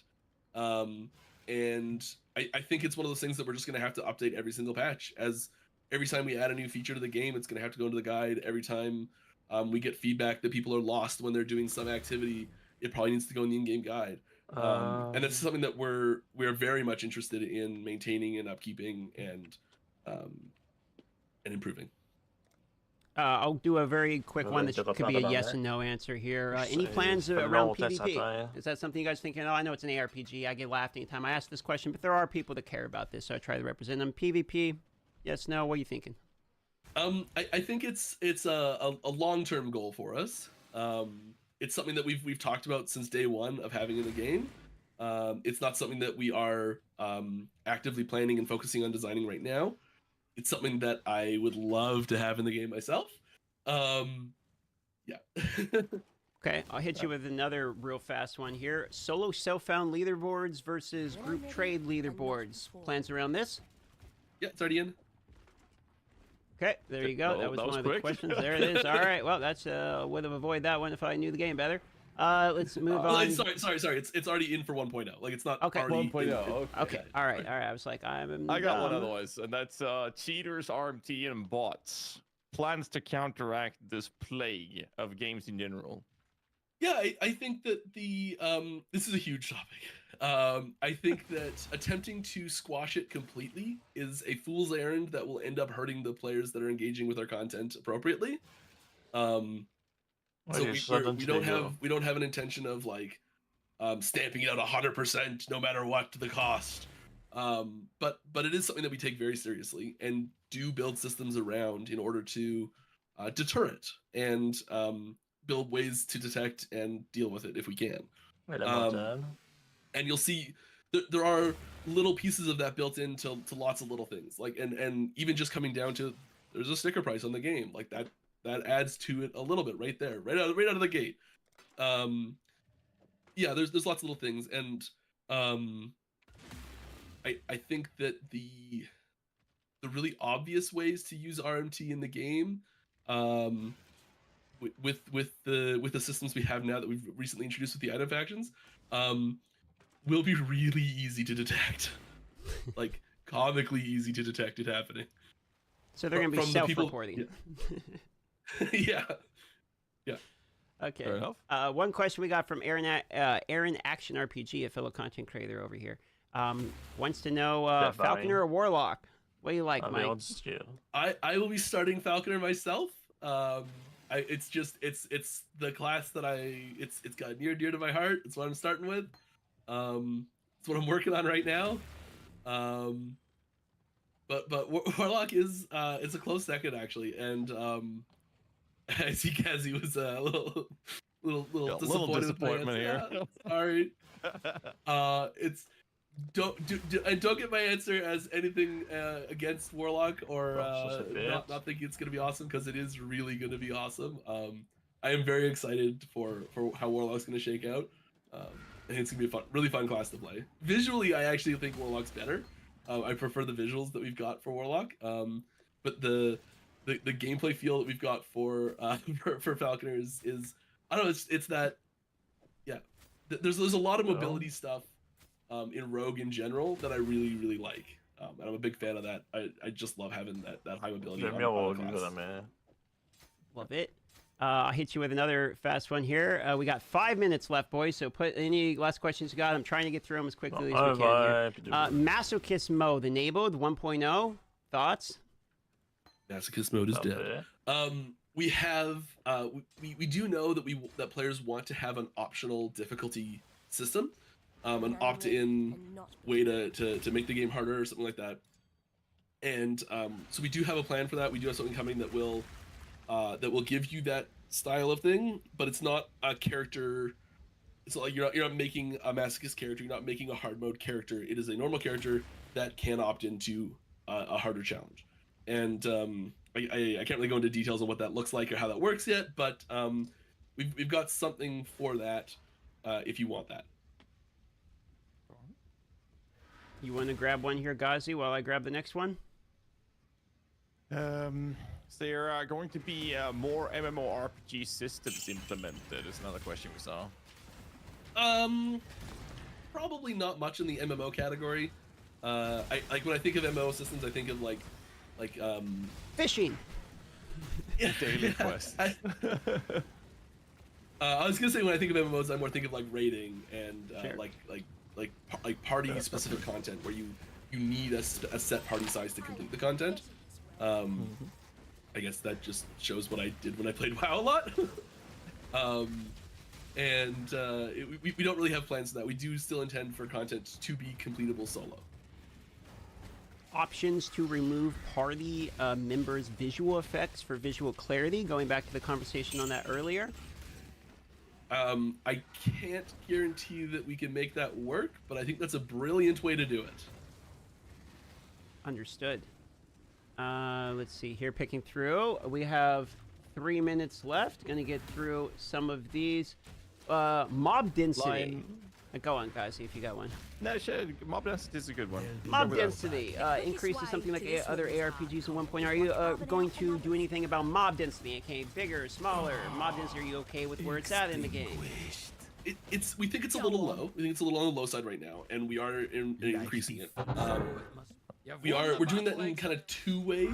One by just like taking some of the maybe bigger spaces or bigger levels and shrinking them down a little bit, cutting them up a little bit, improving the feel of the levels themselves, and then also moving spawn points around. There was a couple bugs where like some spawn points were like deleting themselves as like a failsafe because they were too close to other things, and we've like increased the tolerance there. So like just we're looking at many different axes to improve mob density, and it's not just crank up the mobs, which is one way to do it. But yeah, there is mob density increases that are happening, and it's not going to be a gigantic shift, and we've been slowly doing it. We're going to continue to slowly do it. Yeah, you'll see that's something that's going to change constantly, probably. All right. On the topic of offline gameplay, will that be possible to do, say, a LAN with your friends? We do not have any LAN support planned right now. The server code is we're not planning on releasing the server code, which would be and if we're not releasing the server code, we are developing an entirely new style of multiplayer alongside the one we already have, which is we've already gone through the process of designing a new multiplayer system partway through the game, and we are not doing that again. So LAN support is like, ask me again in 5 years. Fair enough.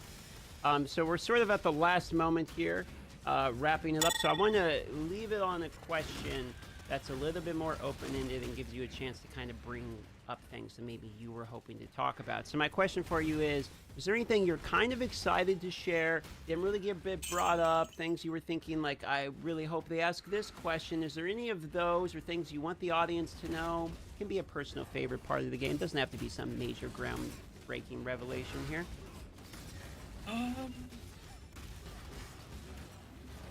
I mean, all the stuff that I'm like really excited about is under hush hush wraps right now. Fair. So I can't really talk about any of those things that I'm like, ooh, I can't wait for this.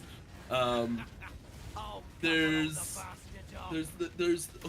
a couple more skills that we've been working on, not just Falcon and Warlock. So if you're not a fan of those types of classes, there is there's a new skill coming to Shaman and a rework of an old skill that everyone hates in Shaman. And there's finally, I'm so excited that it's actually coming. Healing Hands is getting a skill tree. And it's a good one actually, so I'm looking forward to that. Yeah, I think that's the There big we things. go. I was able to pull a little bit more extra bits of info there that I'm sure some people will be excited by. Squeeze it out.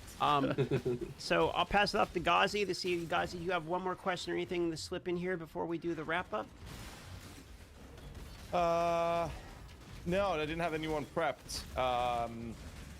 I think we're just past the top of the hour. So what I will say is for everyone watching, thanks so much for popping in your questions. Thanks so much, Mike, for joining us. Appreciate that very much. Launch is coming very soon, 21st of February, right? Unless I'm going crazy. And for those of you who didn't catch all of this, you'll find the VOD on my YouTube channel, youtube.com/GassetTV, and the entire VOD here on DM's channel. This is Tavern Talk. This is the second time we're doing a dev interview, this time with Mike and my beloved King. On Mike. Thanks you so much for joining. And thank you very much. I'm very happy with the questions I got answered. DM, how do you feel about it? I felt very happy with it. I would just like to say on the way out, it is blindingly obvious when you see somebody who has like raw excitement and passion about the game they're making. So it is always, just as an added addition, it is always very refreshing, is I think the word I see. To see someone, it seems like you love the game you're making, man. Like, you know, I know people that got passion in games they make, and I know people that don't have passion in the games they make. And you know, it's just nice to see as a user. You know, forget about me being a content creator, someone who likes to play games. Like seeing someone who's got love for the game, it seems obvious coming off you. So I appreciate your time, Mike. Unless I'm going to throw it to you for any last words you want to say. Maybe you had a question for one of us or something you're curious about. Any last things you want to do here at the end, and then we'll let you go with the rest of your day. I really appreciate you guys having me on. I had a ton of fun. I was just a little nervous starting up, but you know, I think everything went really well, and I had a blast. I guess the one thing I'd be interested to hear from both of you is, do you have a guys? I think I know your answer to this one, but do you have a mastery you're going to start with and a faction you're planning on joining first? What's the goal there? Ghazi, you go first with this one because you probably already got your game plan sorted out into 13 different, you know, spreadsheets to min-max everything, right? Really? Actually, I haven't decided on a build. I want to see the patch notes and everything with that first. Big fan of the Invoker class, Rune Master. I can't stop calling it the Dota Invoker. It's just lovely. It's fantastic. So maybe I'll do that. I do have quite a few build guides up on Ice Events already, which is not just minion builds. I'll have you know that. The Frost Lightning Claw build for the Rune Master is one of them. Love that playstyle. Definitely going for Circle of Fortune. I think that one of the things that is really the best thing in the ARPG genre from last epoch, from my perspective, being an ARPG veteran, is that I was for the very first time in my entire life incentivized to focus on target farming and self-founding items more so than trading. So Circle of Fortune to me sounds like the best approach for me ever. I'm very excited for that. What about you, DM? You know, I'm kind of interested. The way I do my character. No.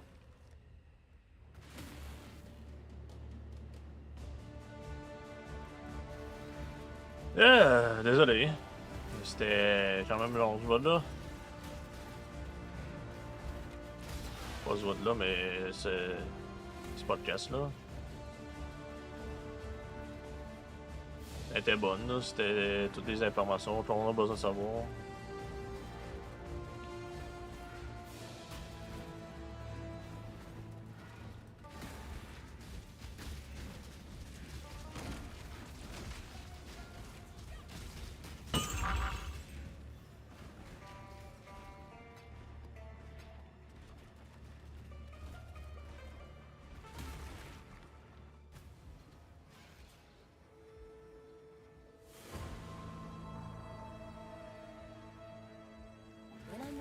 When I'm ready,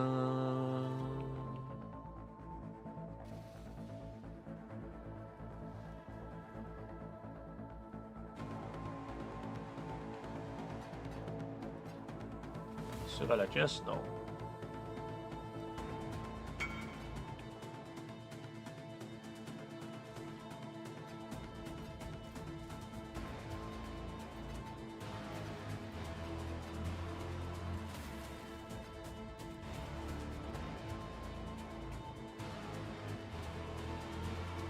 Espérer.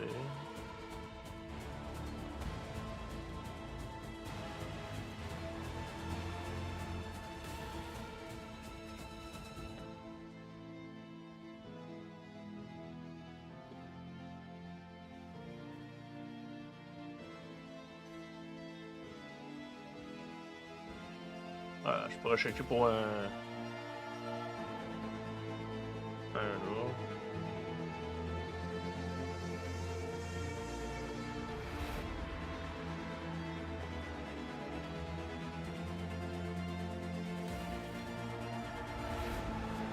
Bon, là, ça c'est sûr. Là, quand je veux, mes bottes, je pourrais changer aussi. Oh, ben désolé, c'est mais. Ah, rien pas dangereux.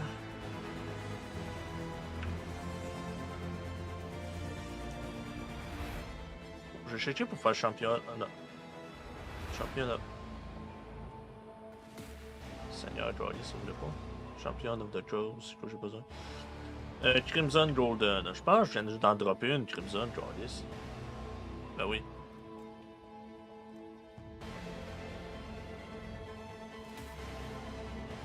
Ben oui. Ha! Matches Golden. Et voilà.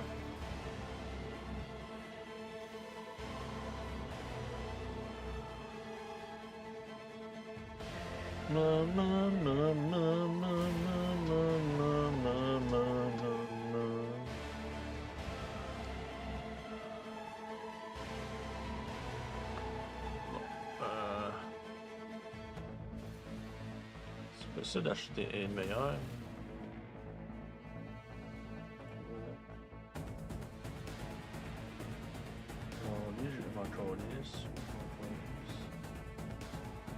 C'est possible d'avoir une meilleure là. Là, 30. 30 c'est quand même. C'est 10. 10 et j'aurai jamais ça. Je vais rester à elle.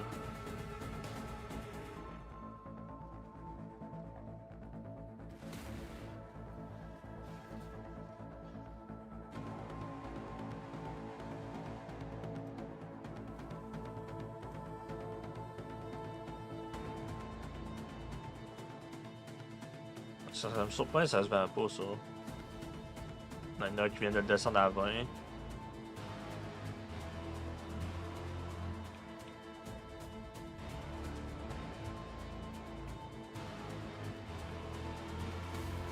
Bon, lui, il vendra jamais ça. Lui, tout un attarde.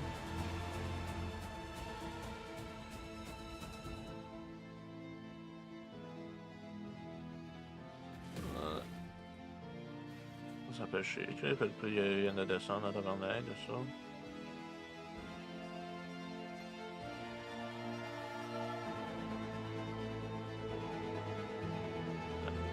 Il aura pas le prix en maudit. Bon, Spénance Bransda à vous style 10.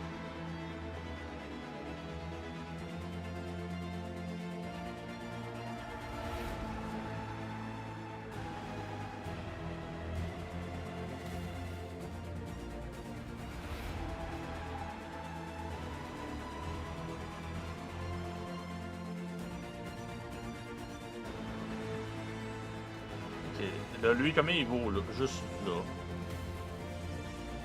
À 20, il va valoir dans des vins. Ça, je suis mieux d'attendre.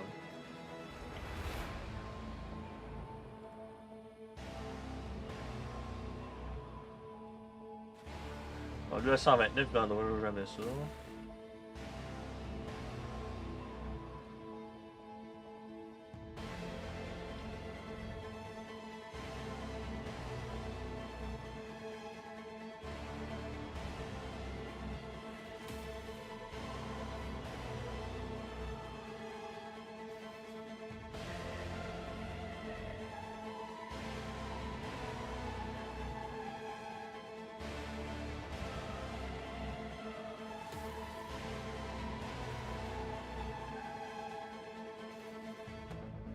Il va aller ici, hein.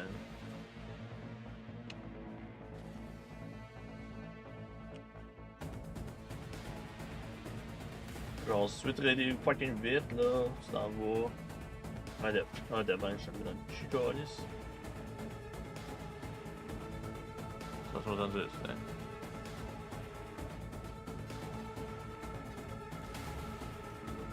Cent.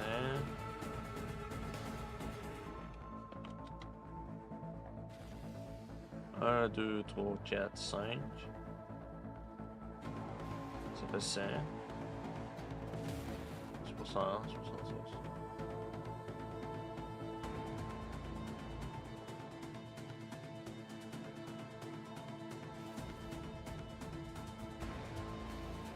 Il y a ici.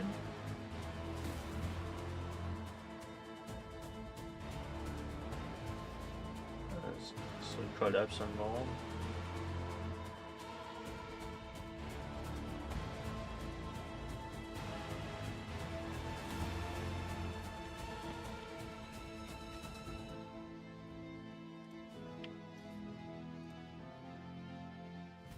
Vous ne respirerez pas, vous mangez la menthe.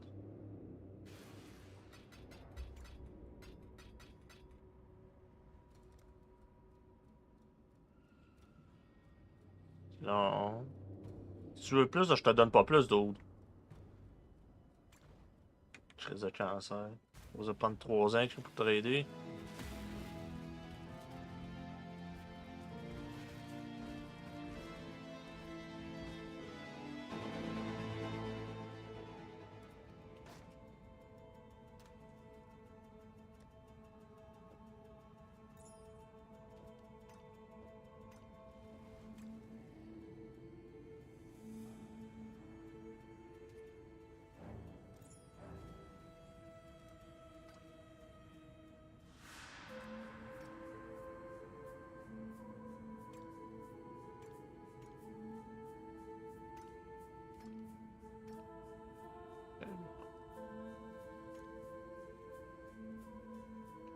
En violet, ça vaut combien?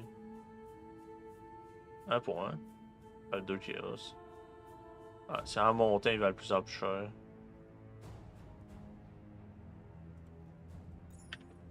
Ouais. Alors, Chase Champion of the Coast, parfait. Là, c'est juste mes bottes à changer. Les bottes, faudrait que j'en achète des nouvelles. Elle va faire quoi que ce soit. Vu que je vais les vendre de même, là.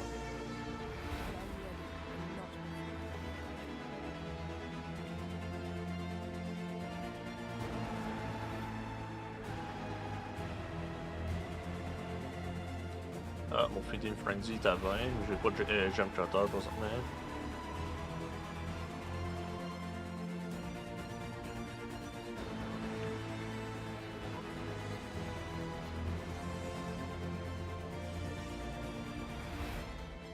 Feeding Frenzy.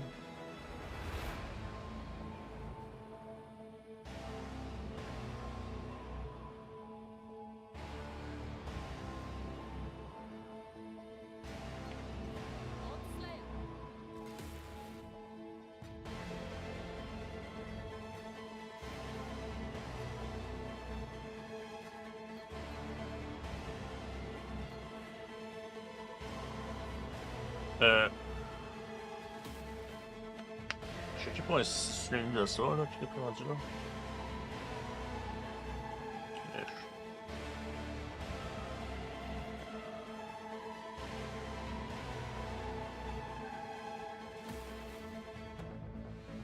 Ben, 2 devants, Corrupted en plus.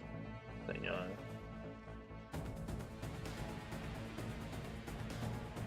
Ouais, Roger joue, ça me tente pas de niaiser avec. J'ai 81, ça non merci.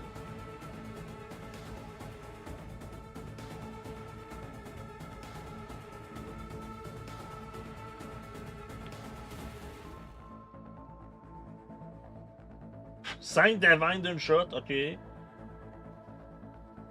Ok, parce que c'est toutes des corrupted. C'est Faster Regen, là, faut qu'il soit assez haut, là. C'est 50, c'est trop bas.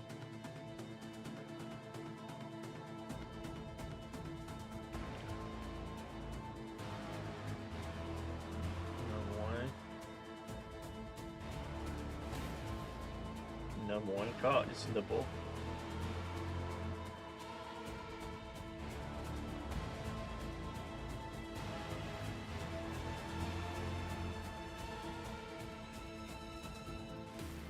J'ai 2 devants et 2 en main.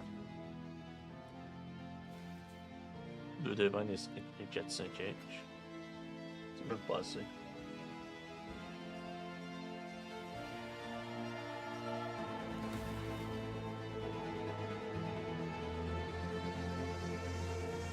Je veux même pas perdre mon compte avec ça, là, parce que faudrait que j'achète des crises d'affaires de chromatique pour. Tout le monde corrupte leur shit, tu vois, ils se mettent.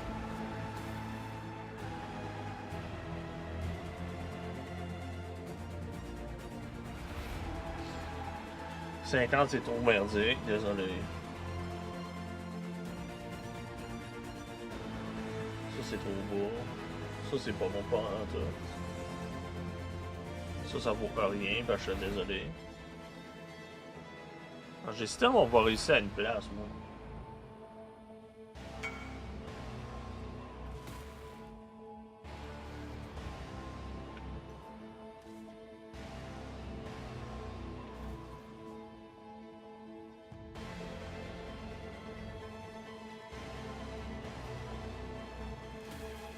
C'est content. Content, c'est lui.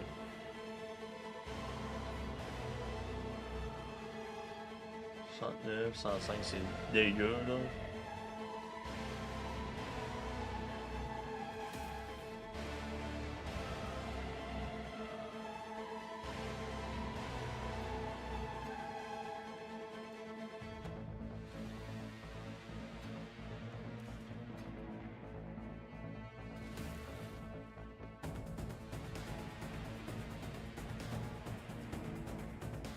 Si tout de suite elle reste là, c'est comme donne-moi un bon.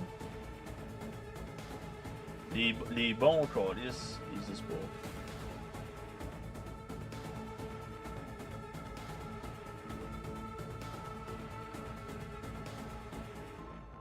Tu mérites même pas.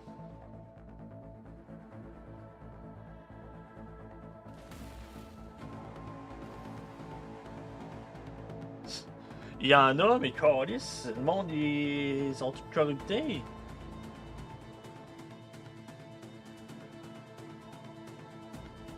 Déjà, ce TS là, c'est trop bas, là. Moi, j'ai 350, là.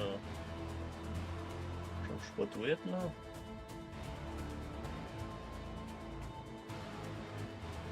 Non. Hein, lui, il est beau.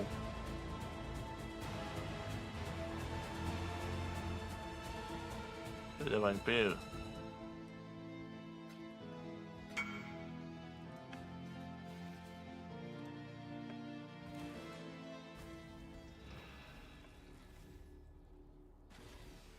Là, faut que je regarde bien comme du monde pour pas me faire scam.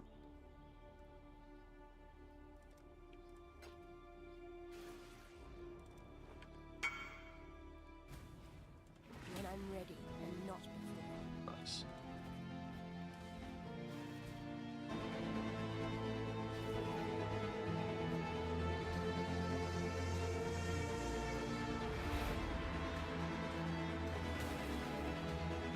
Oh, hell, mon damage vient de grimper, moi, là.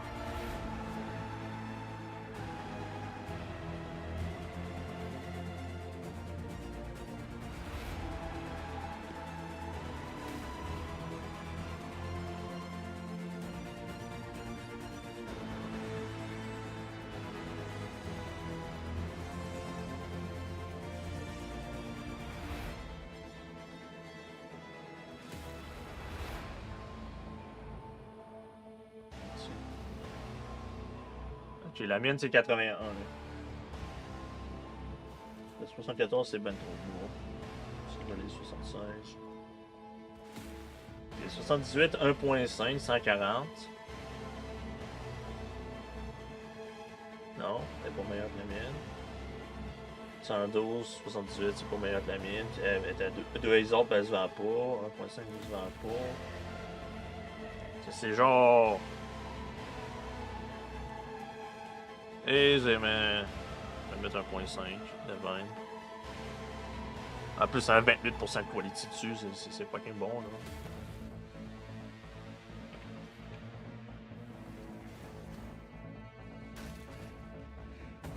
Oh ouais. Là, il a toute la mana, le tabarnak. Oh man. Oh man. Non, j'ai pas besoin de. Non, je n'ai pas besoin de clous vraiment. C'est en masse. Ouais, genre 65, ça serait en masse ici.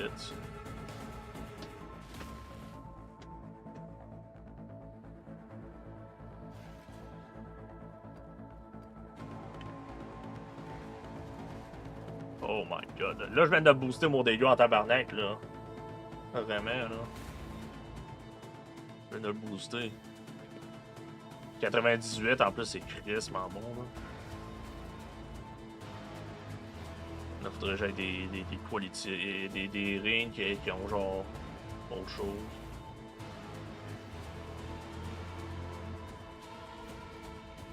Bon, il y en a qui arrive, là. Moi, je peux rien faire. Je vais juste aller tester le build.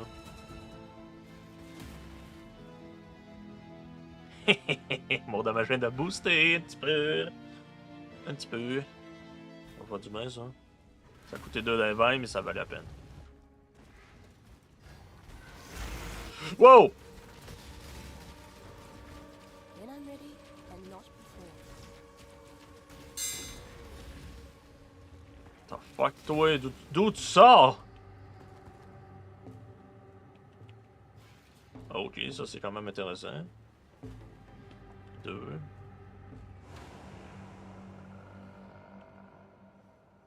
Ça vaut pas grand chose. 18. Elle est exactement pareil. Ok, il y a du monde sur le cave, ok, ça vaut rien. Ah, il y a l'air d'avoir quelque chose.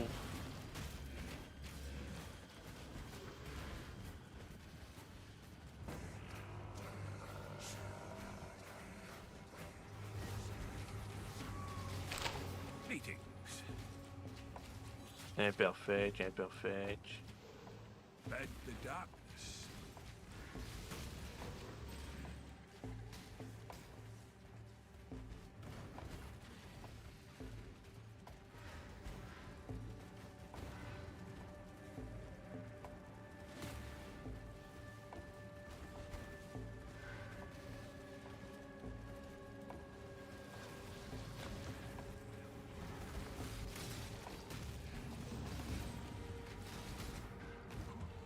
You always should start it. Ah? Okay, that's fucking dumb.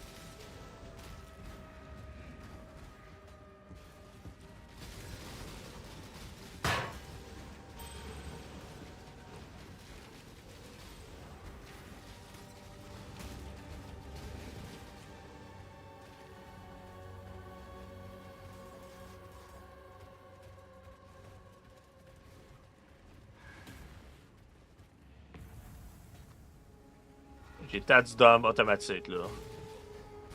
Genre always critical là, mes minions critical tout le temps là. Même pour ce build là, c'est colon là.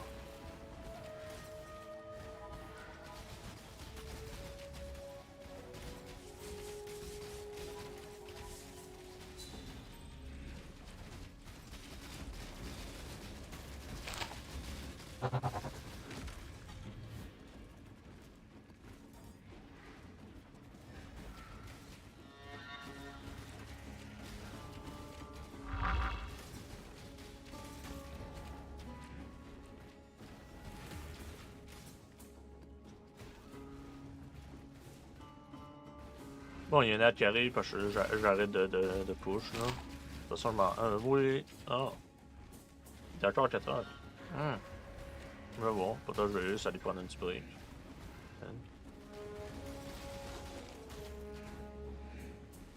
When I'm ready and not before.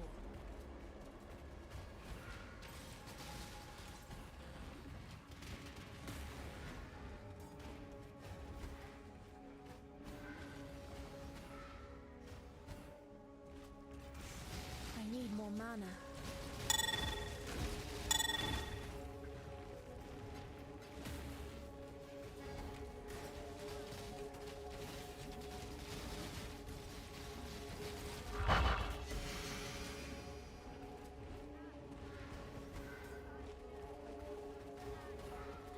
Et l'autre créature.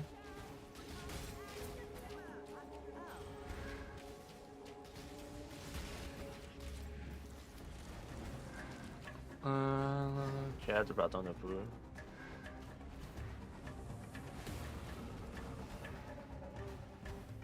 Put out new mycelium.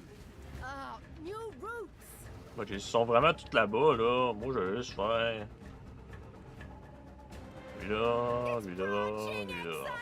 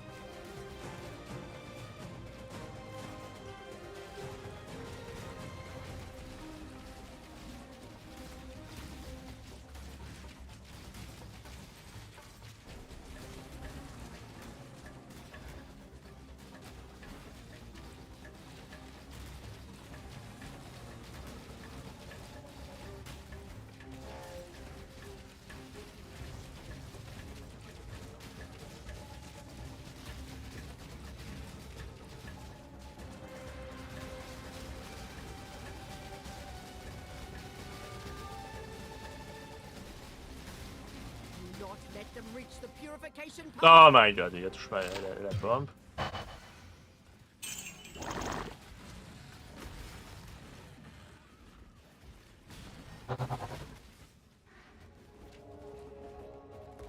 Bon, un là-dessus. Des. C'est quoi que je voulais? Des Fini of Essence. Off. Content. 1.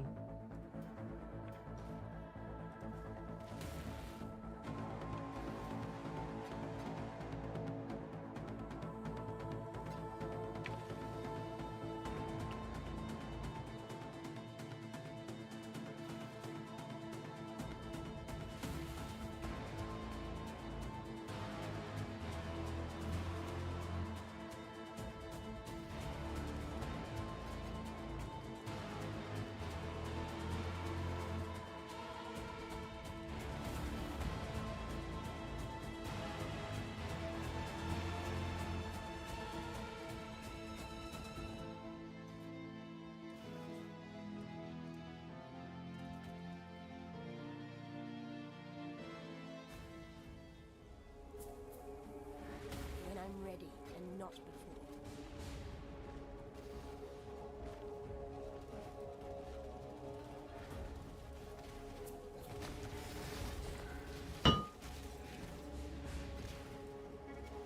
J'ai faire la blight, mais j'ai pas faire la blight. C'est ça qui est drôle.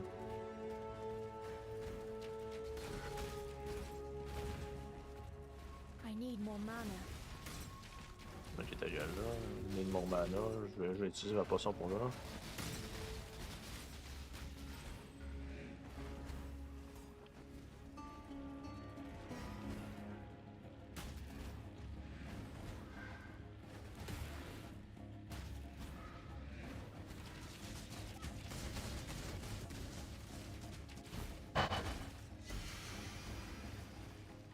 Fuck de chez d'où?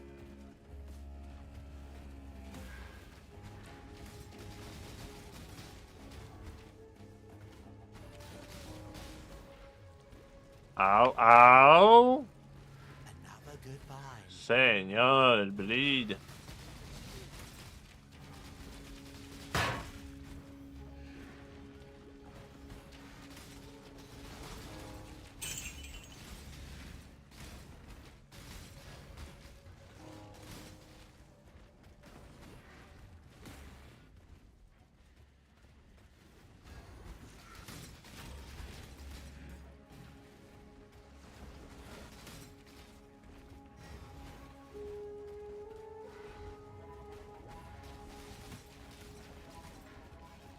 Good find, Exile.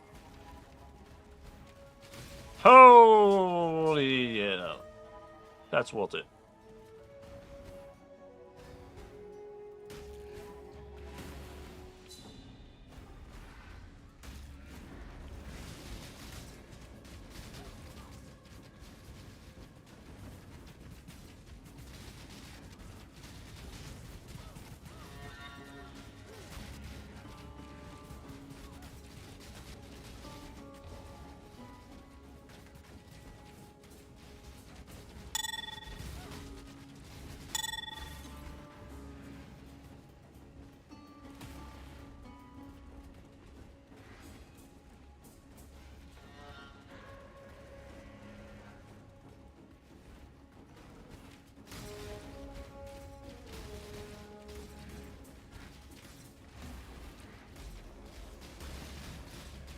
Non, là, j'ai plus de divine.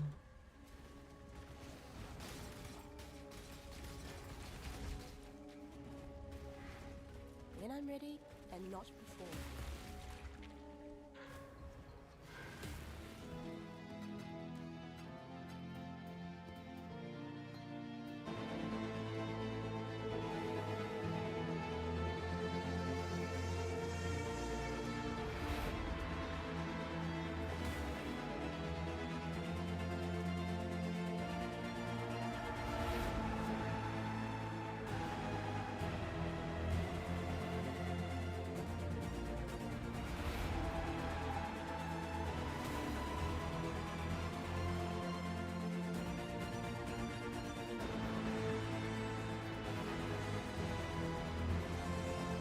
Les gens sont virés, j'en ai déjà un là, et trade.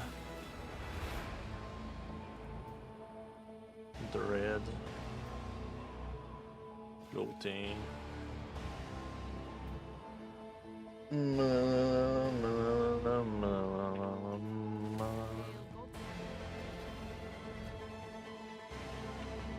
Long day. Job never ends.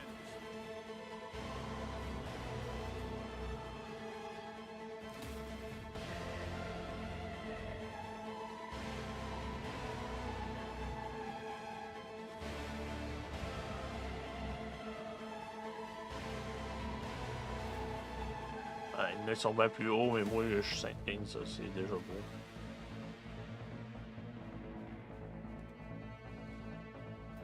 Faut juste qu'ils se vendent à un moment donné, là.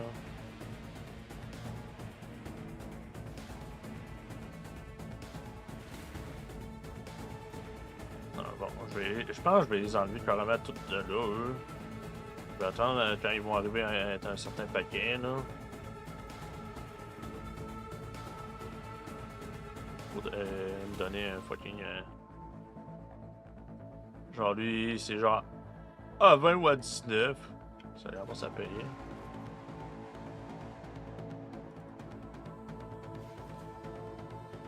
Non, moi, le gaz est pas bon.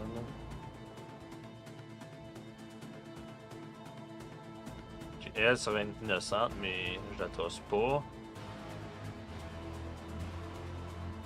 Et tout de suite un réflexe, ça m'encule. Alors, je vais checker ici au cas où qui me mettent une map que je voudrais faire. Il y a Chrysanthemum Ball est là. Aracali, Udul, Ranking, Solaris. C'est Lunaris que je joue, oui. Yep. Regardez, c'est où le Minaris? Une. Seigneur, il y en a pas.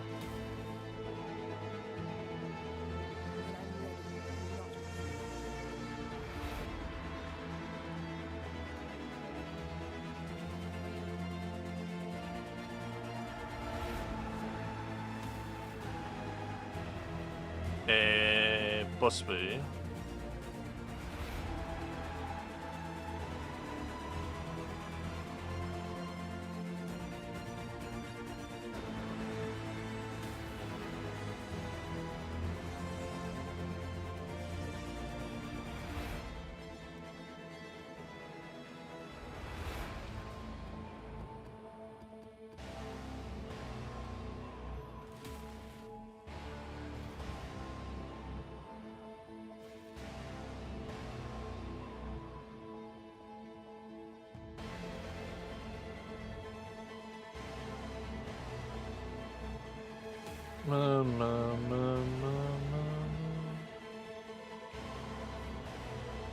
Bon, eux, on se resté Dum Dum Prize.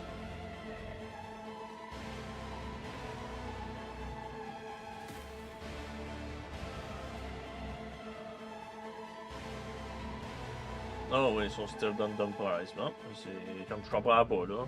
Je comprends pas pourquoi ils sont price fixés, là, ces deux-là. Comme c'est mieux runner eux rendus là, c'est comme what the fuck que c'est cave là. Comment tu veux que je fasse ça là?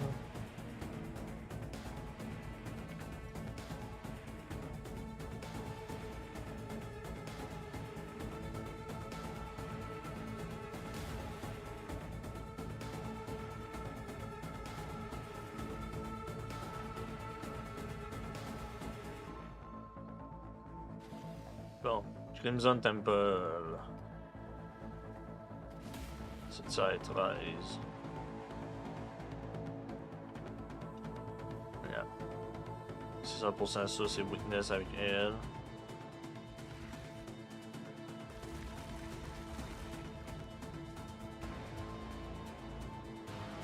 A sanguine supplication to Regarde death ça. and depravity. Bon Life, Elemental Witness marche pas. Kenobin Stone, Ace Pro. Ariaden, innocent. C'est du drag. Ça, je t'en fais pas.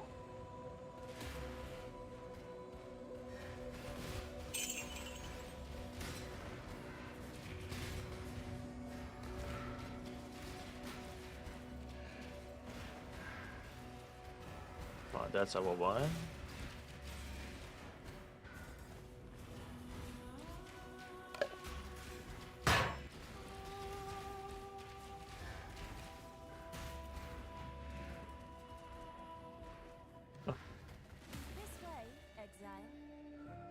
Ça revient à la même affaire. When I'm ready, and not before.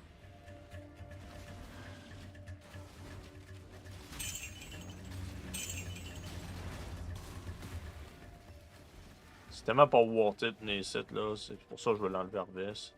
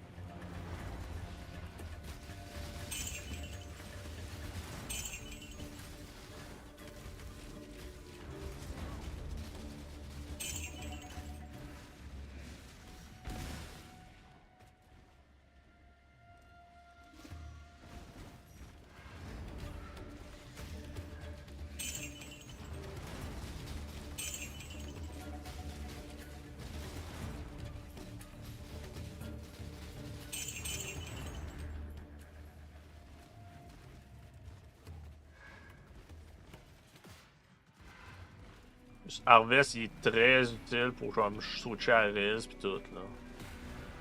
Si j'en ai besoin.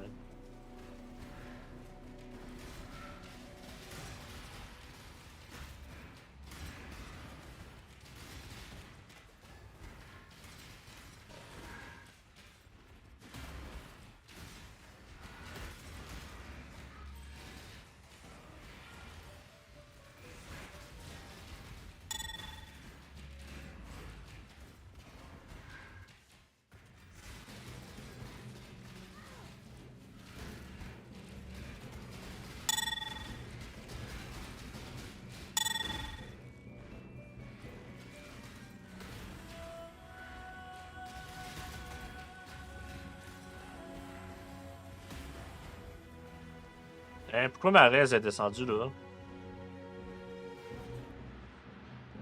Hein? Ok, là, wait a second, là, toi.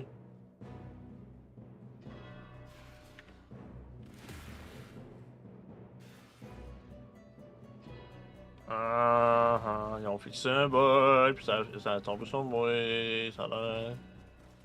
Seigneur. Ça va avoir plus d'attention, ça veut dire...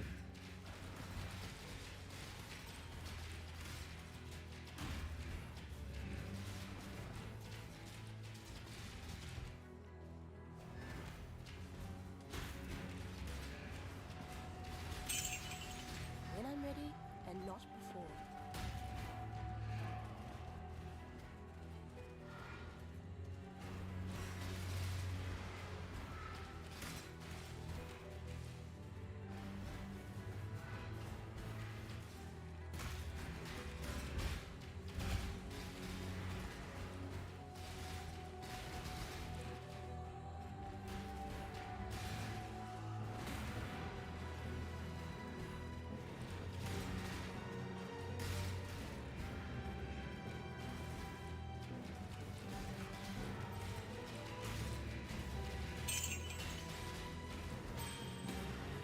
J'ai une il a passé à travers tout.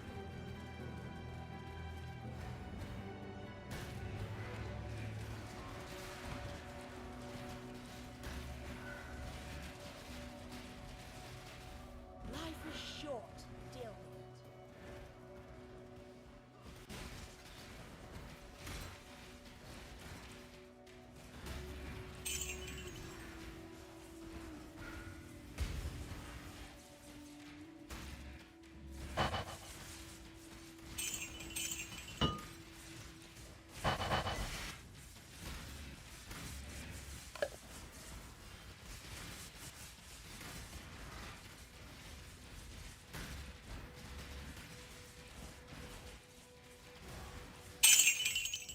Oh!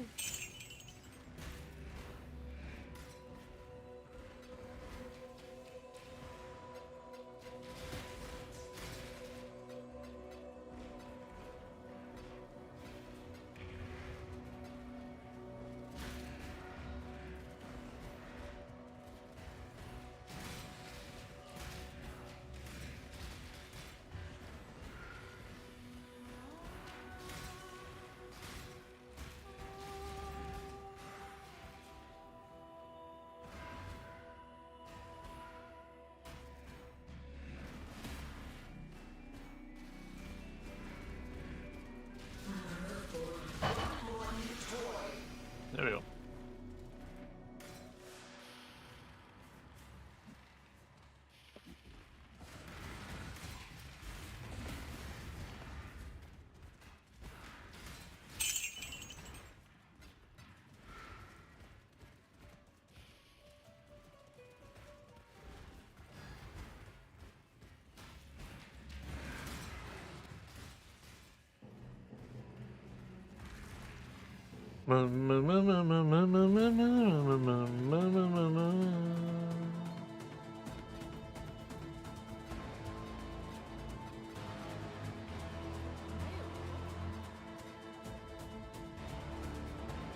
C'était lui que je voulais.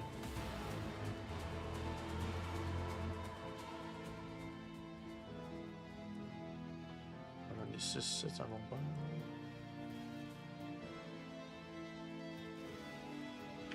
Oh, un autre. Ah, là, faut me faire de l'argent.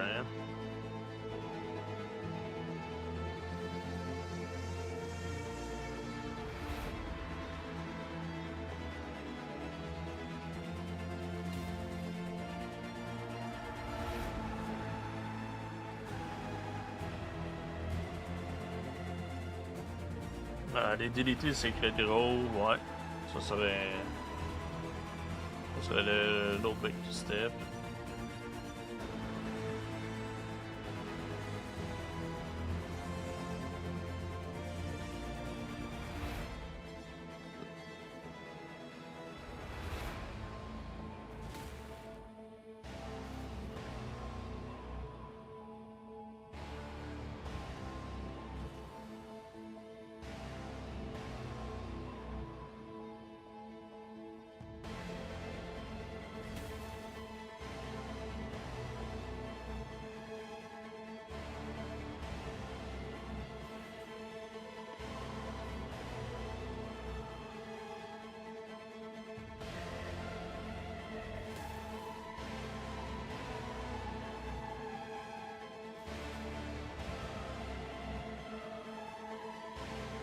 C'est comme ici, ça sert plus grand chose, genre. C'est juste lui qui boit, c'est tout. Ici, c'est à 14 seulement, ça vaut même pas la peine que j'aille là. Tout de suite.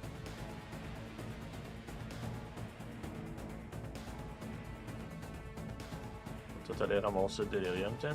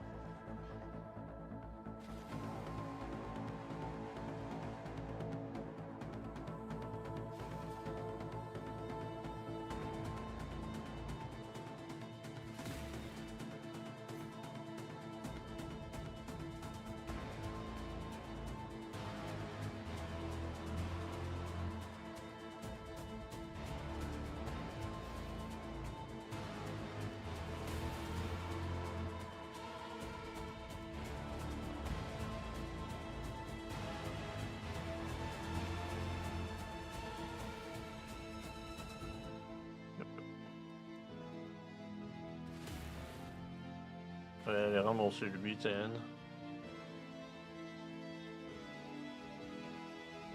Ah, si je descendrais ici, j'enlèverais fucking secret de gros, puis l'autre, ça ferait 2 autres %.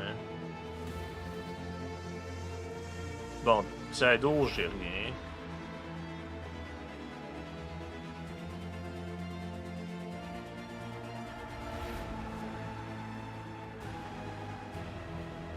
Ah, là-dessus. La plaque du score.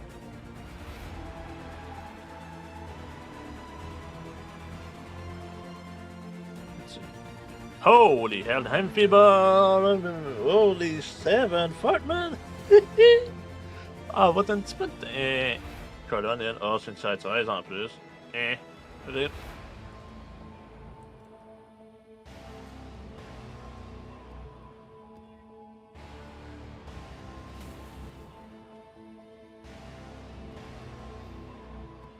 Si je veux sûrement runner à 13, ça veut dire, ok, ça c'est correct. Ça c'est beau.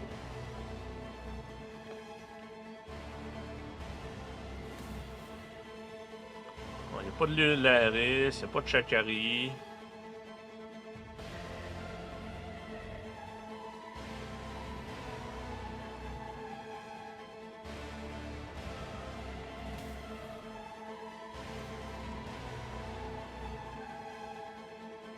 Bon, c'est fucking le Dead Gen, le plus probablement c'est.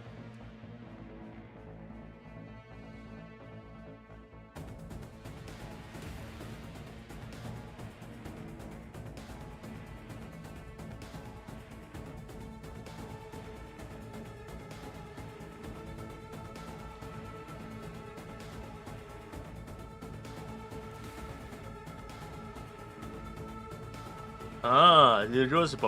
Ok, si je vois une reflect map, Ujoule. Yup. Ujoule.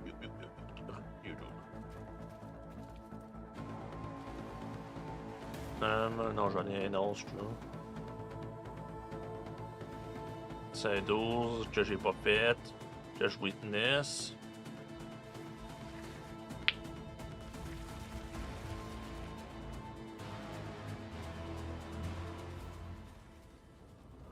Oh yeah, et en plus il y a ça.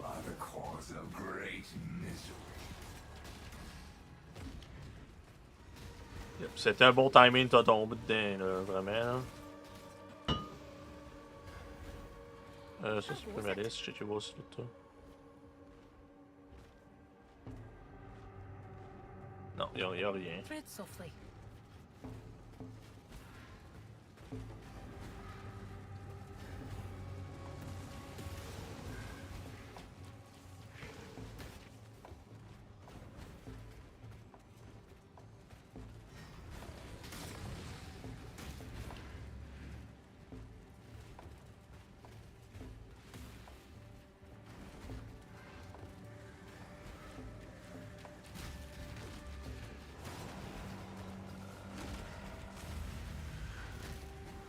Ah!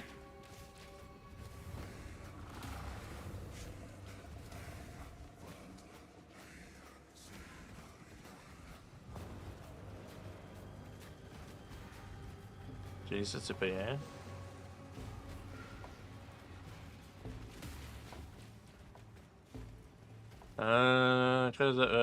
Time, mob drop.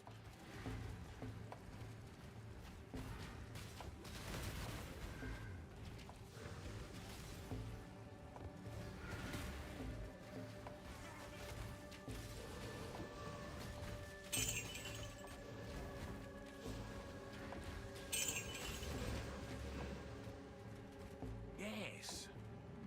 Imperfect, perfect forest warrior. Voilà rien. Donne killing strike puis nearby, ok. Voilà rien. Bend the darkness.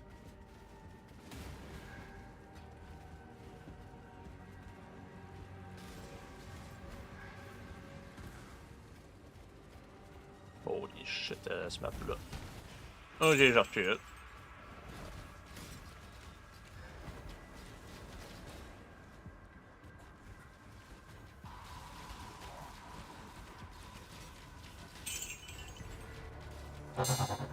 Holy shit, man.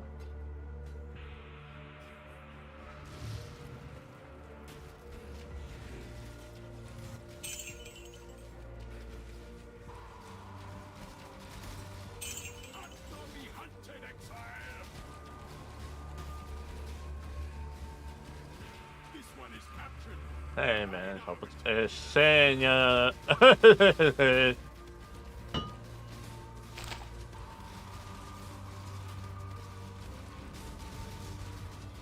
I'm ready, I'm not before. You are well prepared for the end. This is a fine. C'est juste, what the fuck is that shit though? What the hell is that?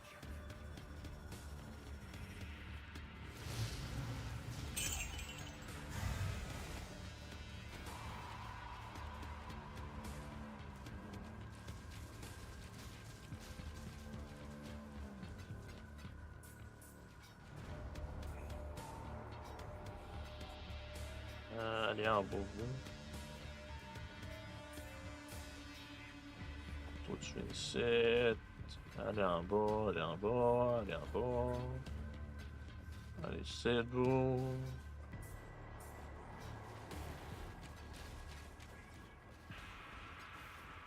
This one is captured. There we go. I now will take it.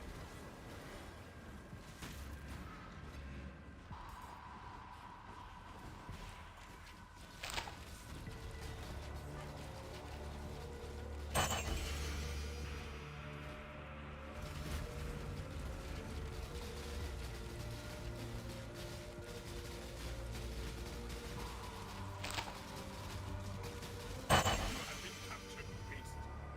You will be a survivor, or you will be doomed. Ah, ça va être skill, ça là.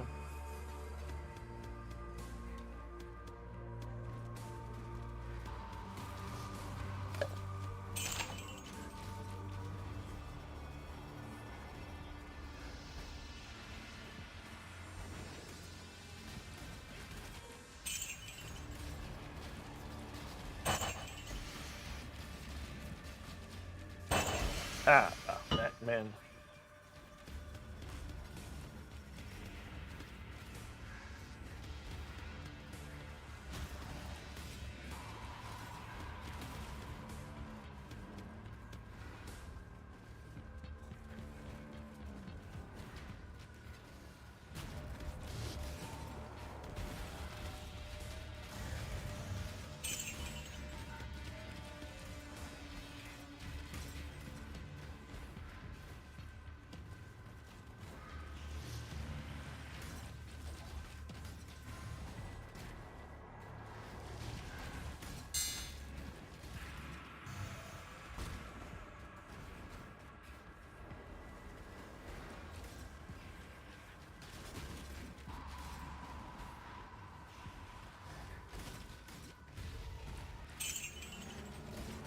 Ah, je viens juste d'avoir un boss là. When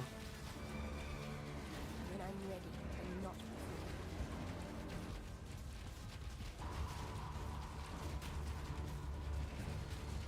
before.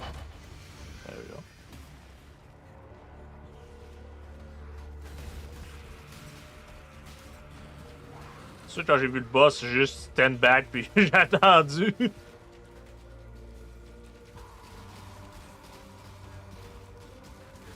Ça sert à rien que je rush dans le tas, là, pour de vrai, là. Beasts nearby.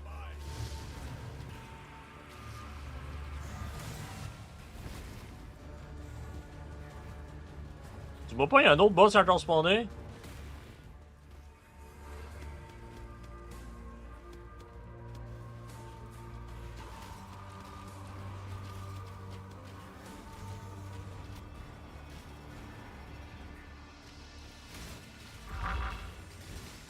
C'est un peu...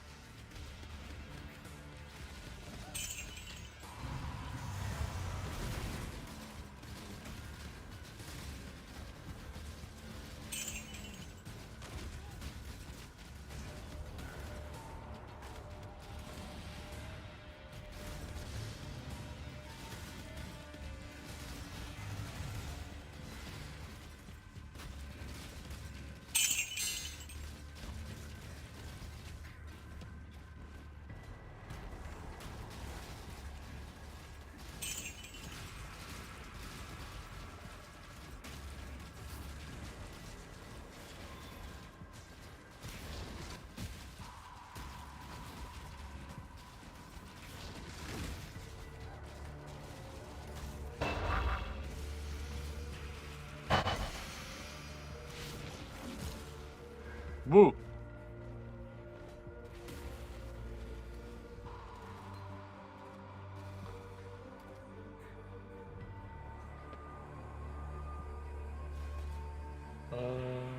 Attends.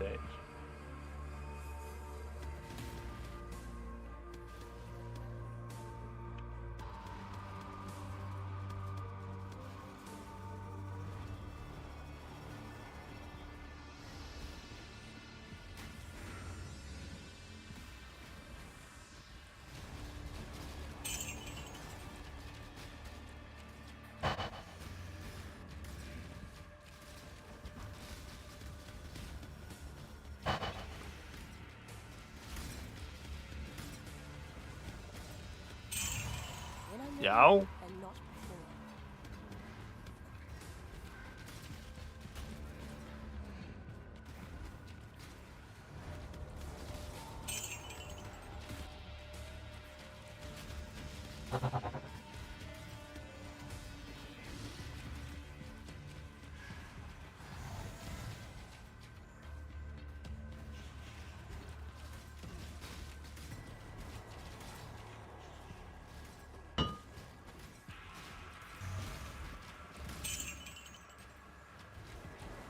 Seigneur, ça drop tellement.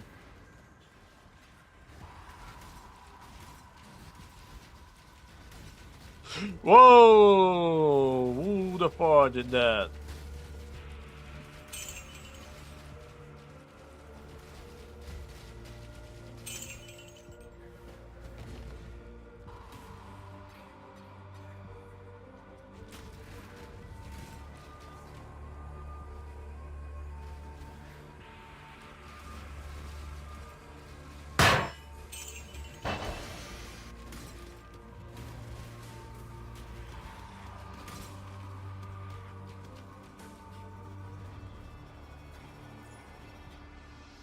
Asta Mantis. Ok, on a joué. Devait jouer des... ça.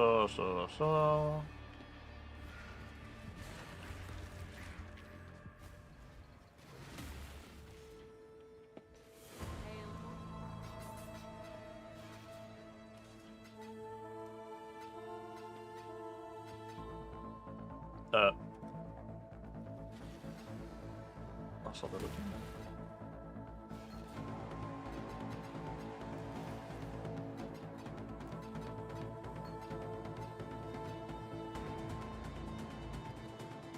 Bien, là, c'était tout shaky comme du monde. Oh, fucking hell, que j'ai la donc, man. Attends, par seconde. Crit, est-il important sur ce one-là? Non. Oui? Oui. La super damage, je l'ignore. De lui. Ça dit environ. Allez à 9 chaos.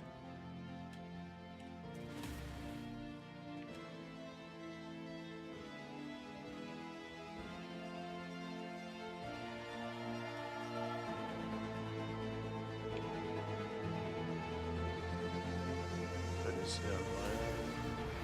Tous les autres, je vais les laisser. C'est pas... Ah, c'est le même.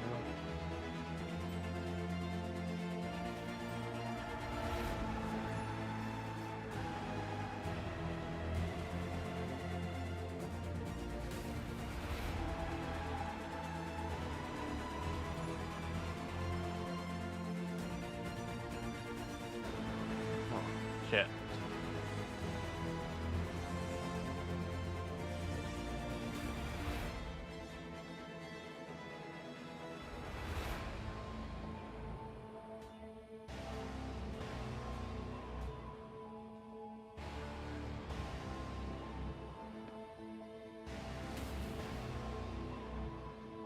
Ouais, encore les c'était sûr. De ce qu'il y a, c'est pas ça.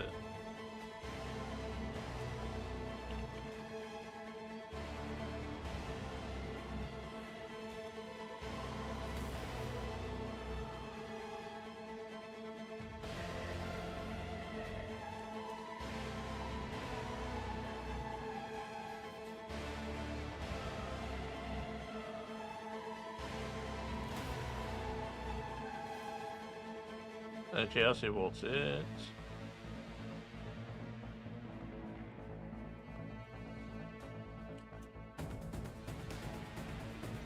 When I'm ready. Non, c'est le tuer.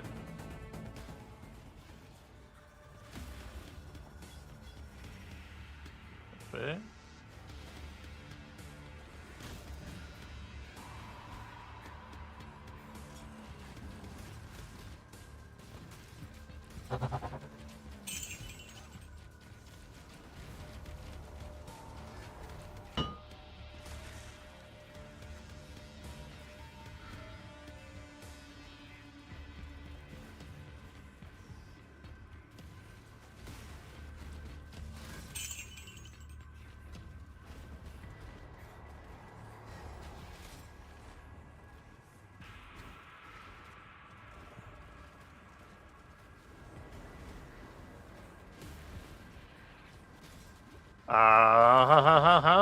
What the hell, le gel ici?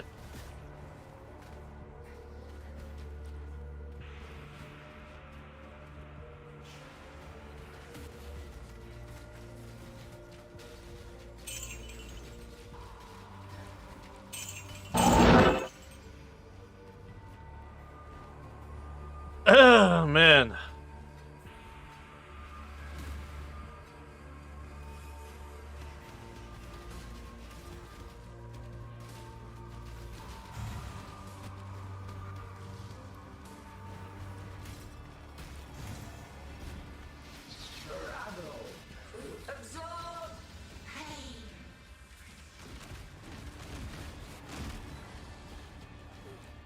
Whoa, whoa, whoa, whoa, whoa, whoa, whoa. Whoa, what the hell? Ok, attends un petit temps de 2 secondes.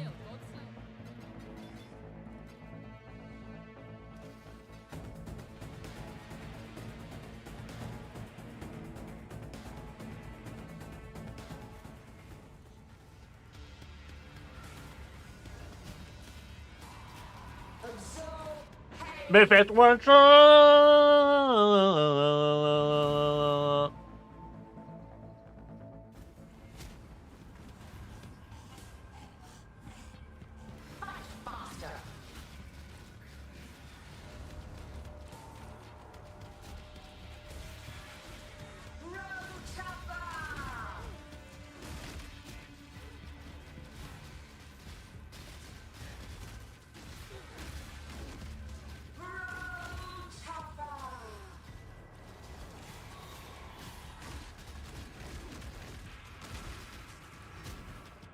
Je m'ai fait one shot again.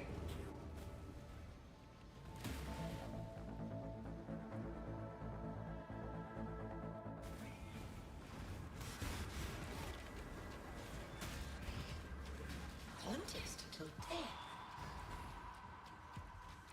When I'm ready and not before.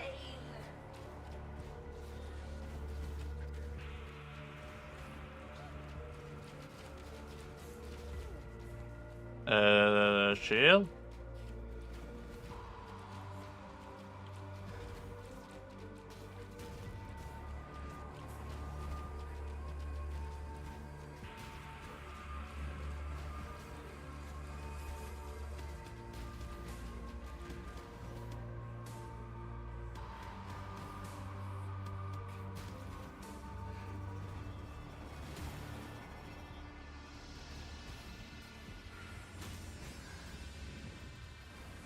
Murder each other.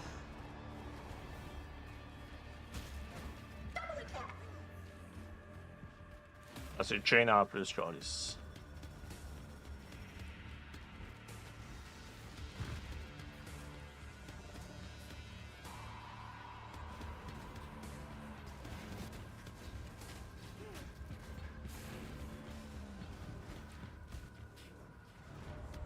Begin the quickening.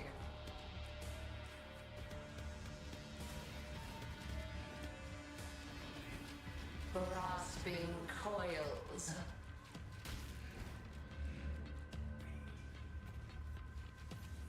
Double attack.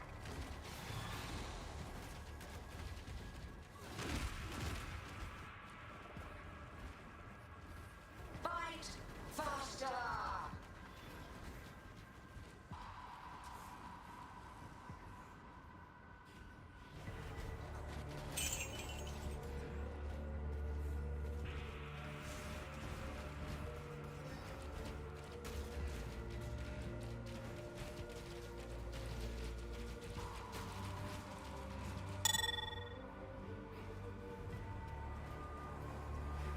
C'est comme là, je dois jouer de card, il se met en C parce que. Ça tenait pas s'attarder, là. Fight faster.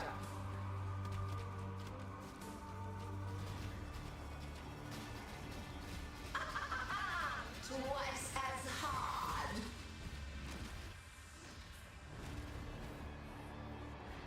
Death brings joy. Et voilà. The lashing space. Greater challenge waits. Ok, ta gueule, Maven, là. C'est comme de.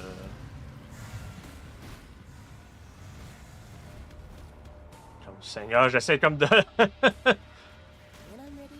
de mood, là.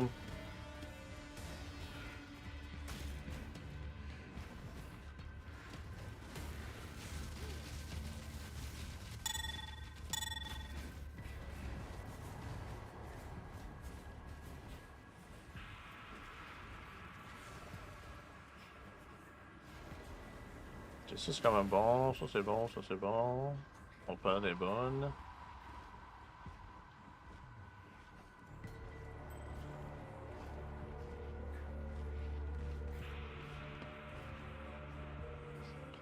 Non, non.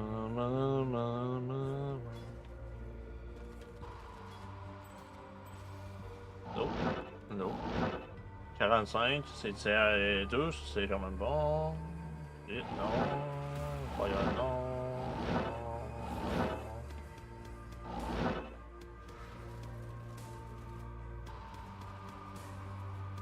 Holy hell, man.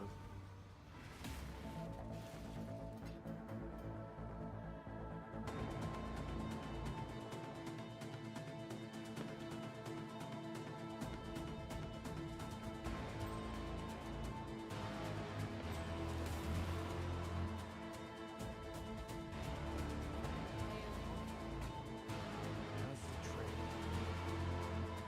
Job never ends.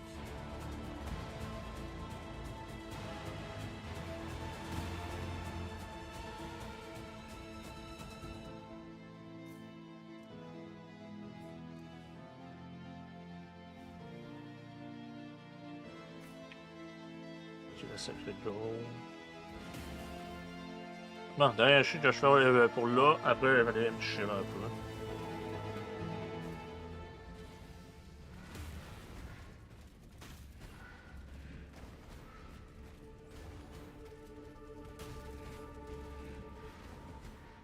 Struggle, survive, overcome. Open the void. It continues. The chase begins. That was glorious. Yeah, just really. Oh, gift because of victory. Hurry, I want to watch another.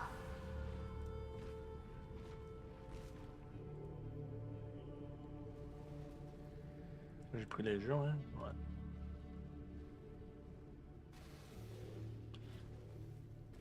Ouais, il y a des gens puis expéditions que jamais.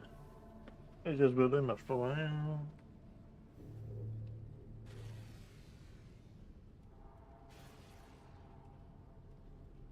Ça, les corrects.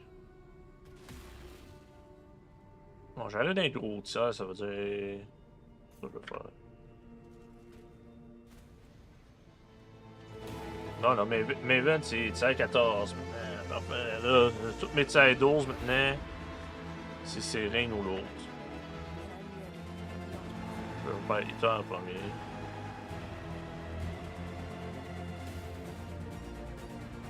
Non, il faut que j'en run ces maps-là.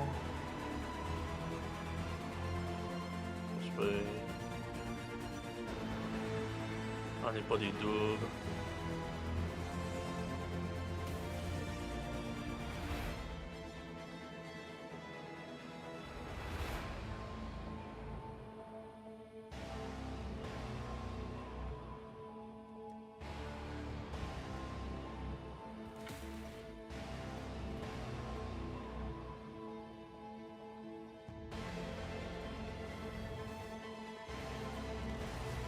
Dernière map pour de vrai. Hein. Ouais, 8 heures.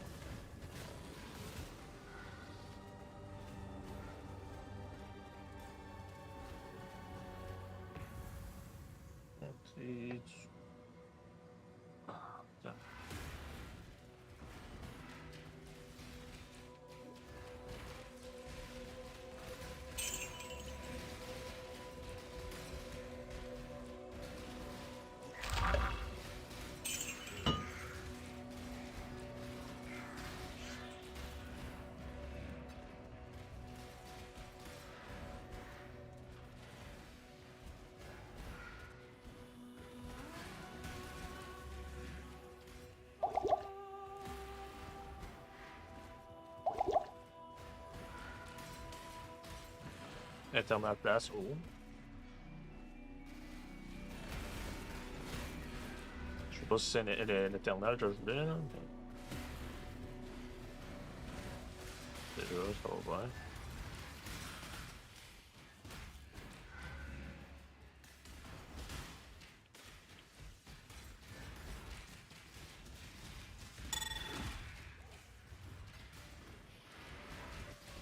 When I'm ready, but not before.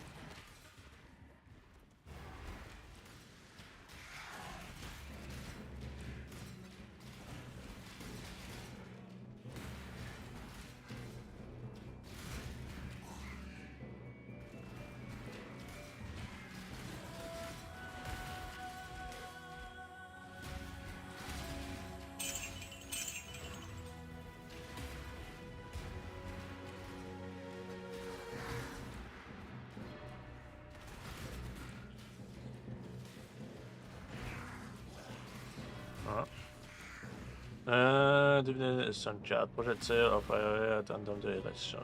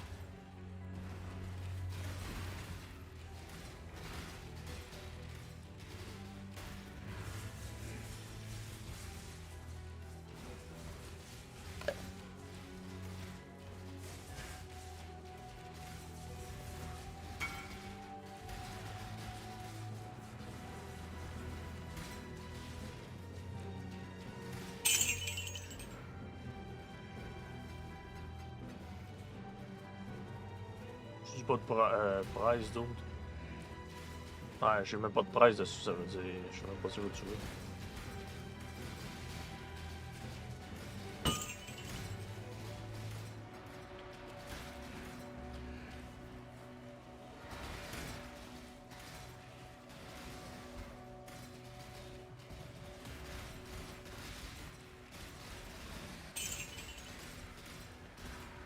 Bon, ça je peux carrément ignorer. Ça, ben, je le prize. Il dit même pas c'est où qu'il veut.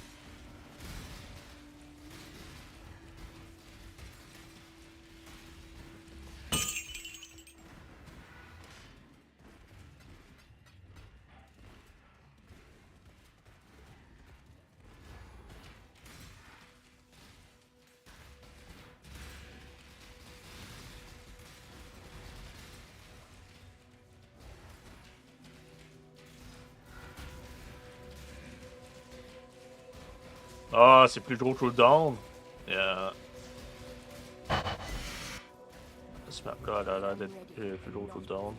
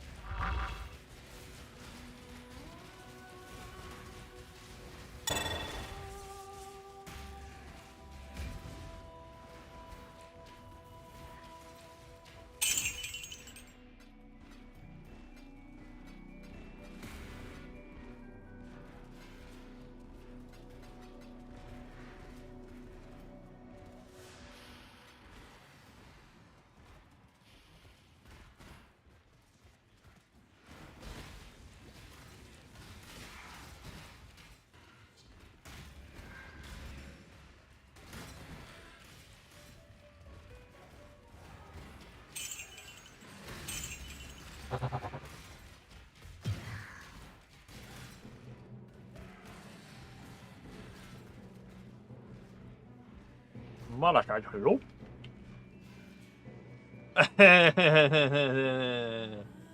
Les 16, j'ai imperfect, tu sais.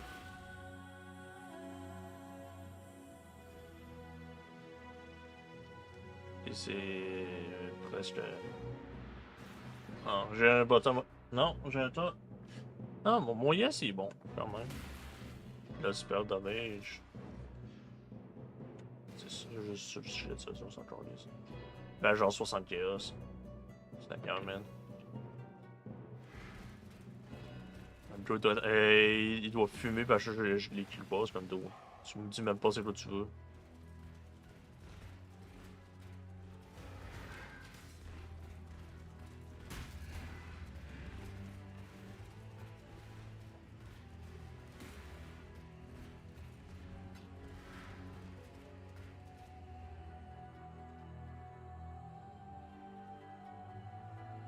What the fuck?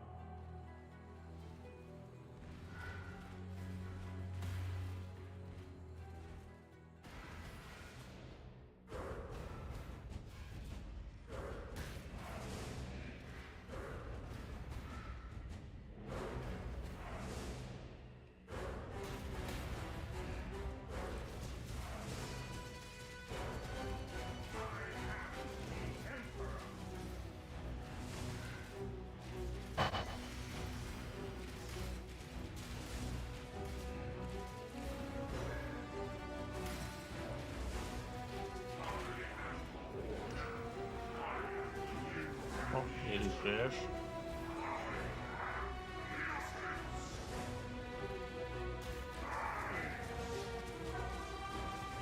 When I'm ready, and not before.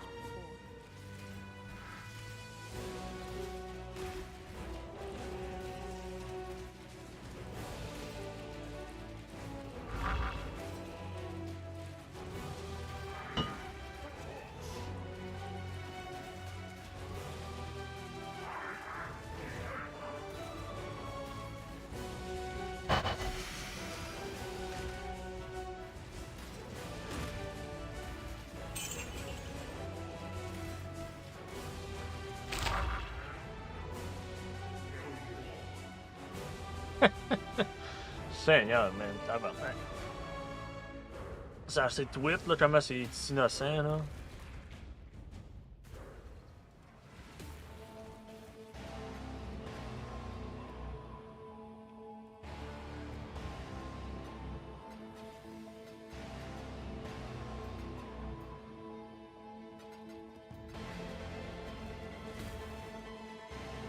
Big sale, sales.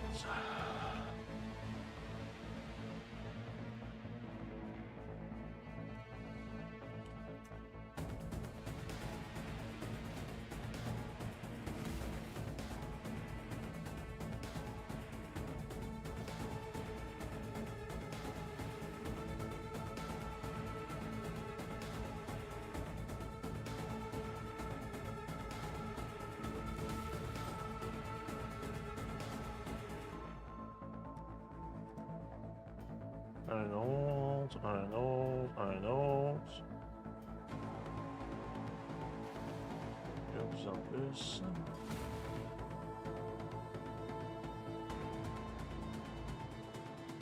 Ah, c'est Internet que j'ai été. C'est Enduring que j'aimerais avoir.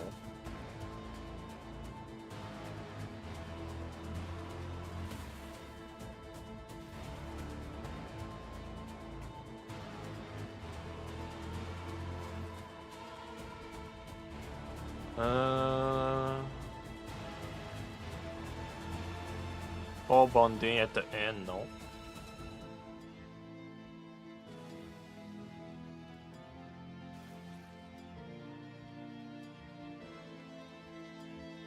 And the any minutes of bleeding. Okay, that's good. That's freaking good, man.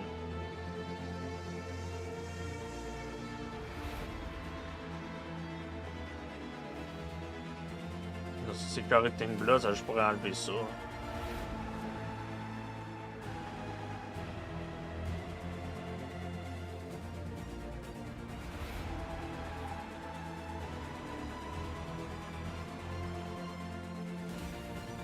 Allez chercher.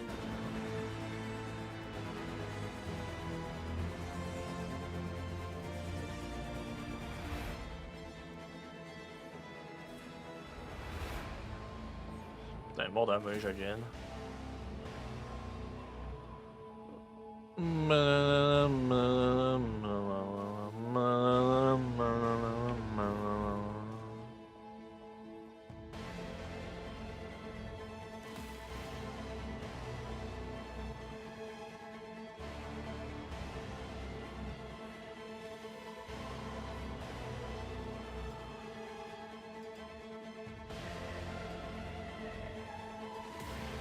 Non, pas ça.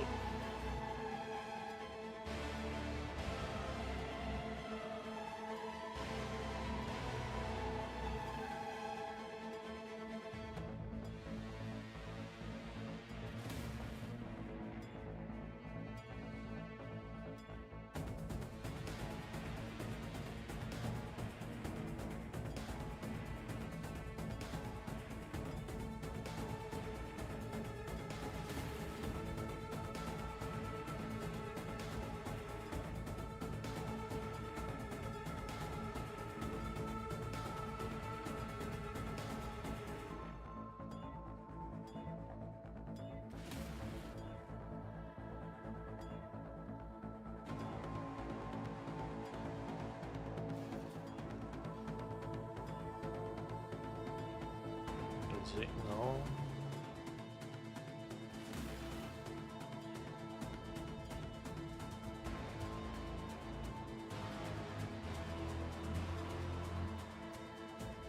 fusil, non, c'est pas ça que je veux.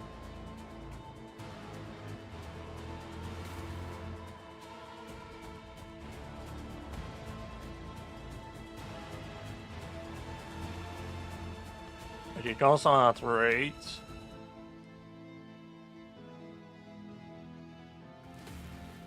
C'est exactement ce que je veux, puis c'est inventory build en plus, ça.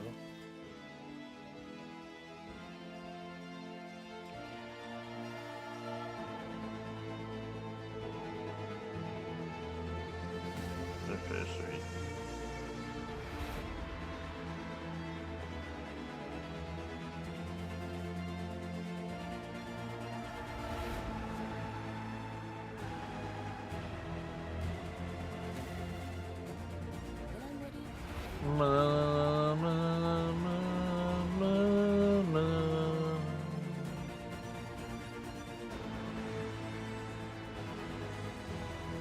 Non, la quest, je suis quasiment en train de me dire.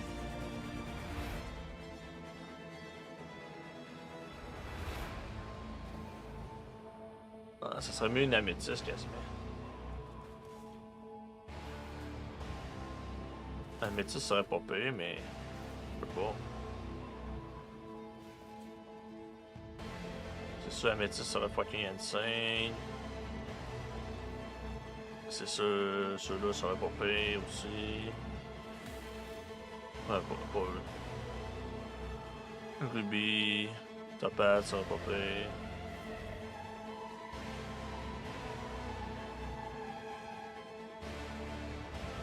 Ouais, c'est vraiment pas pire que je passe à travers tout.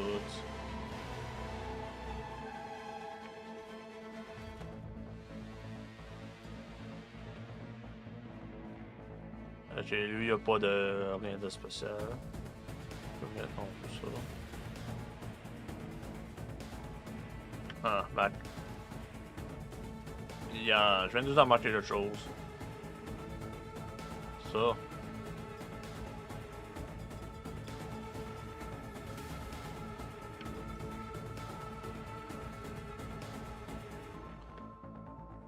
Non, moi, juste y aller. Freedom comes to them. Remember. Good to see you.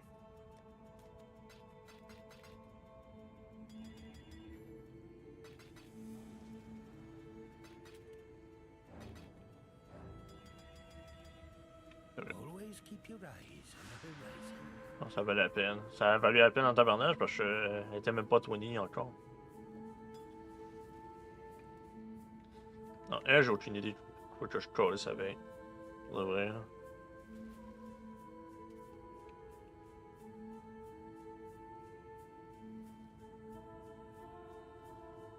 Mage Blood vaut 160. Elle vaut juste 63. C'est vrai, une autre elle vaut 124. Voyons! Les là, Charlie, ce bande de mongols.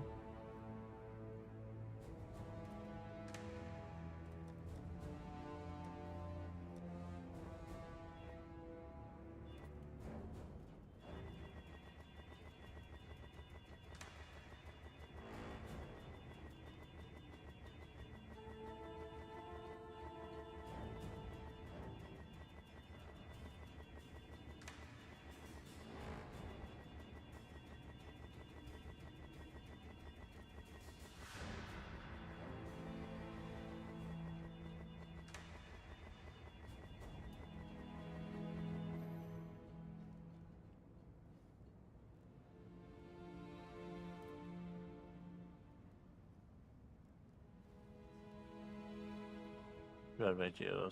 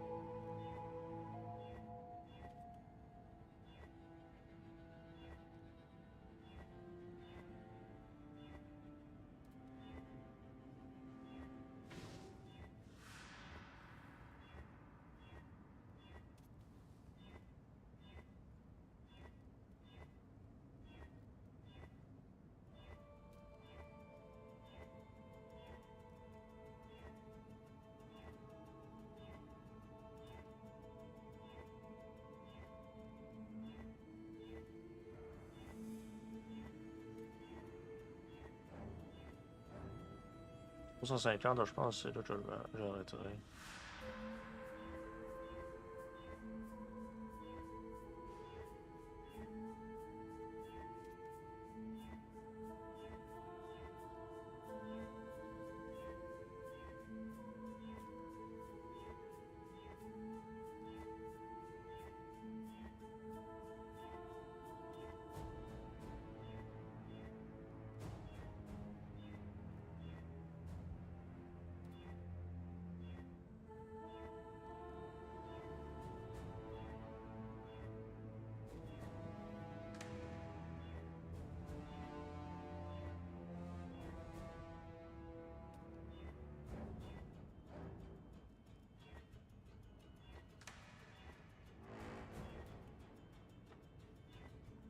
Punjin, qu'est-ce que tu fais? Punjin, mais qu'est-ce que tu fais?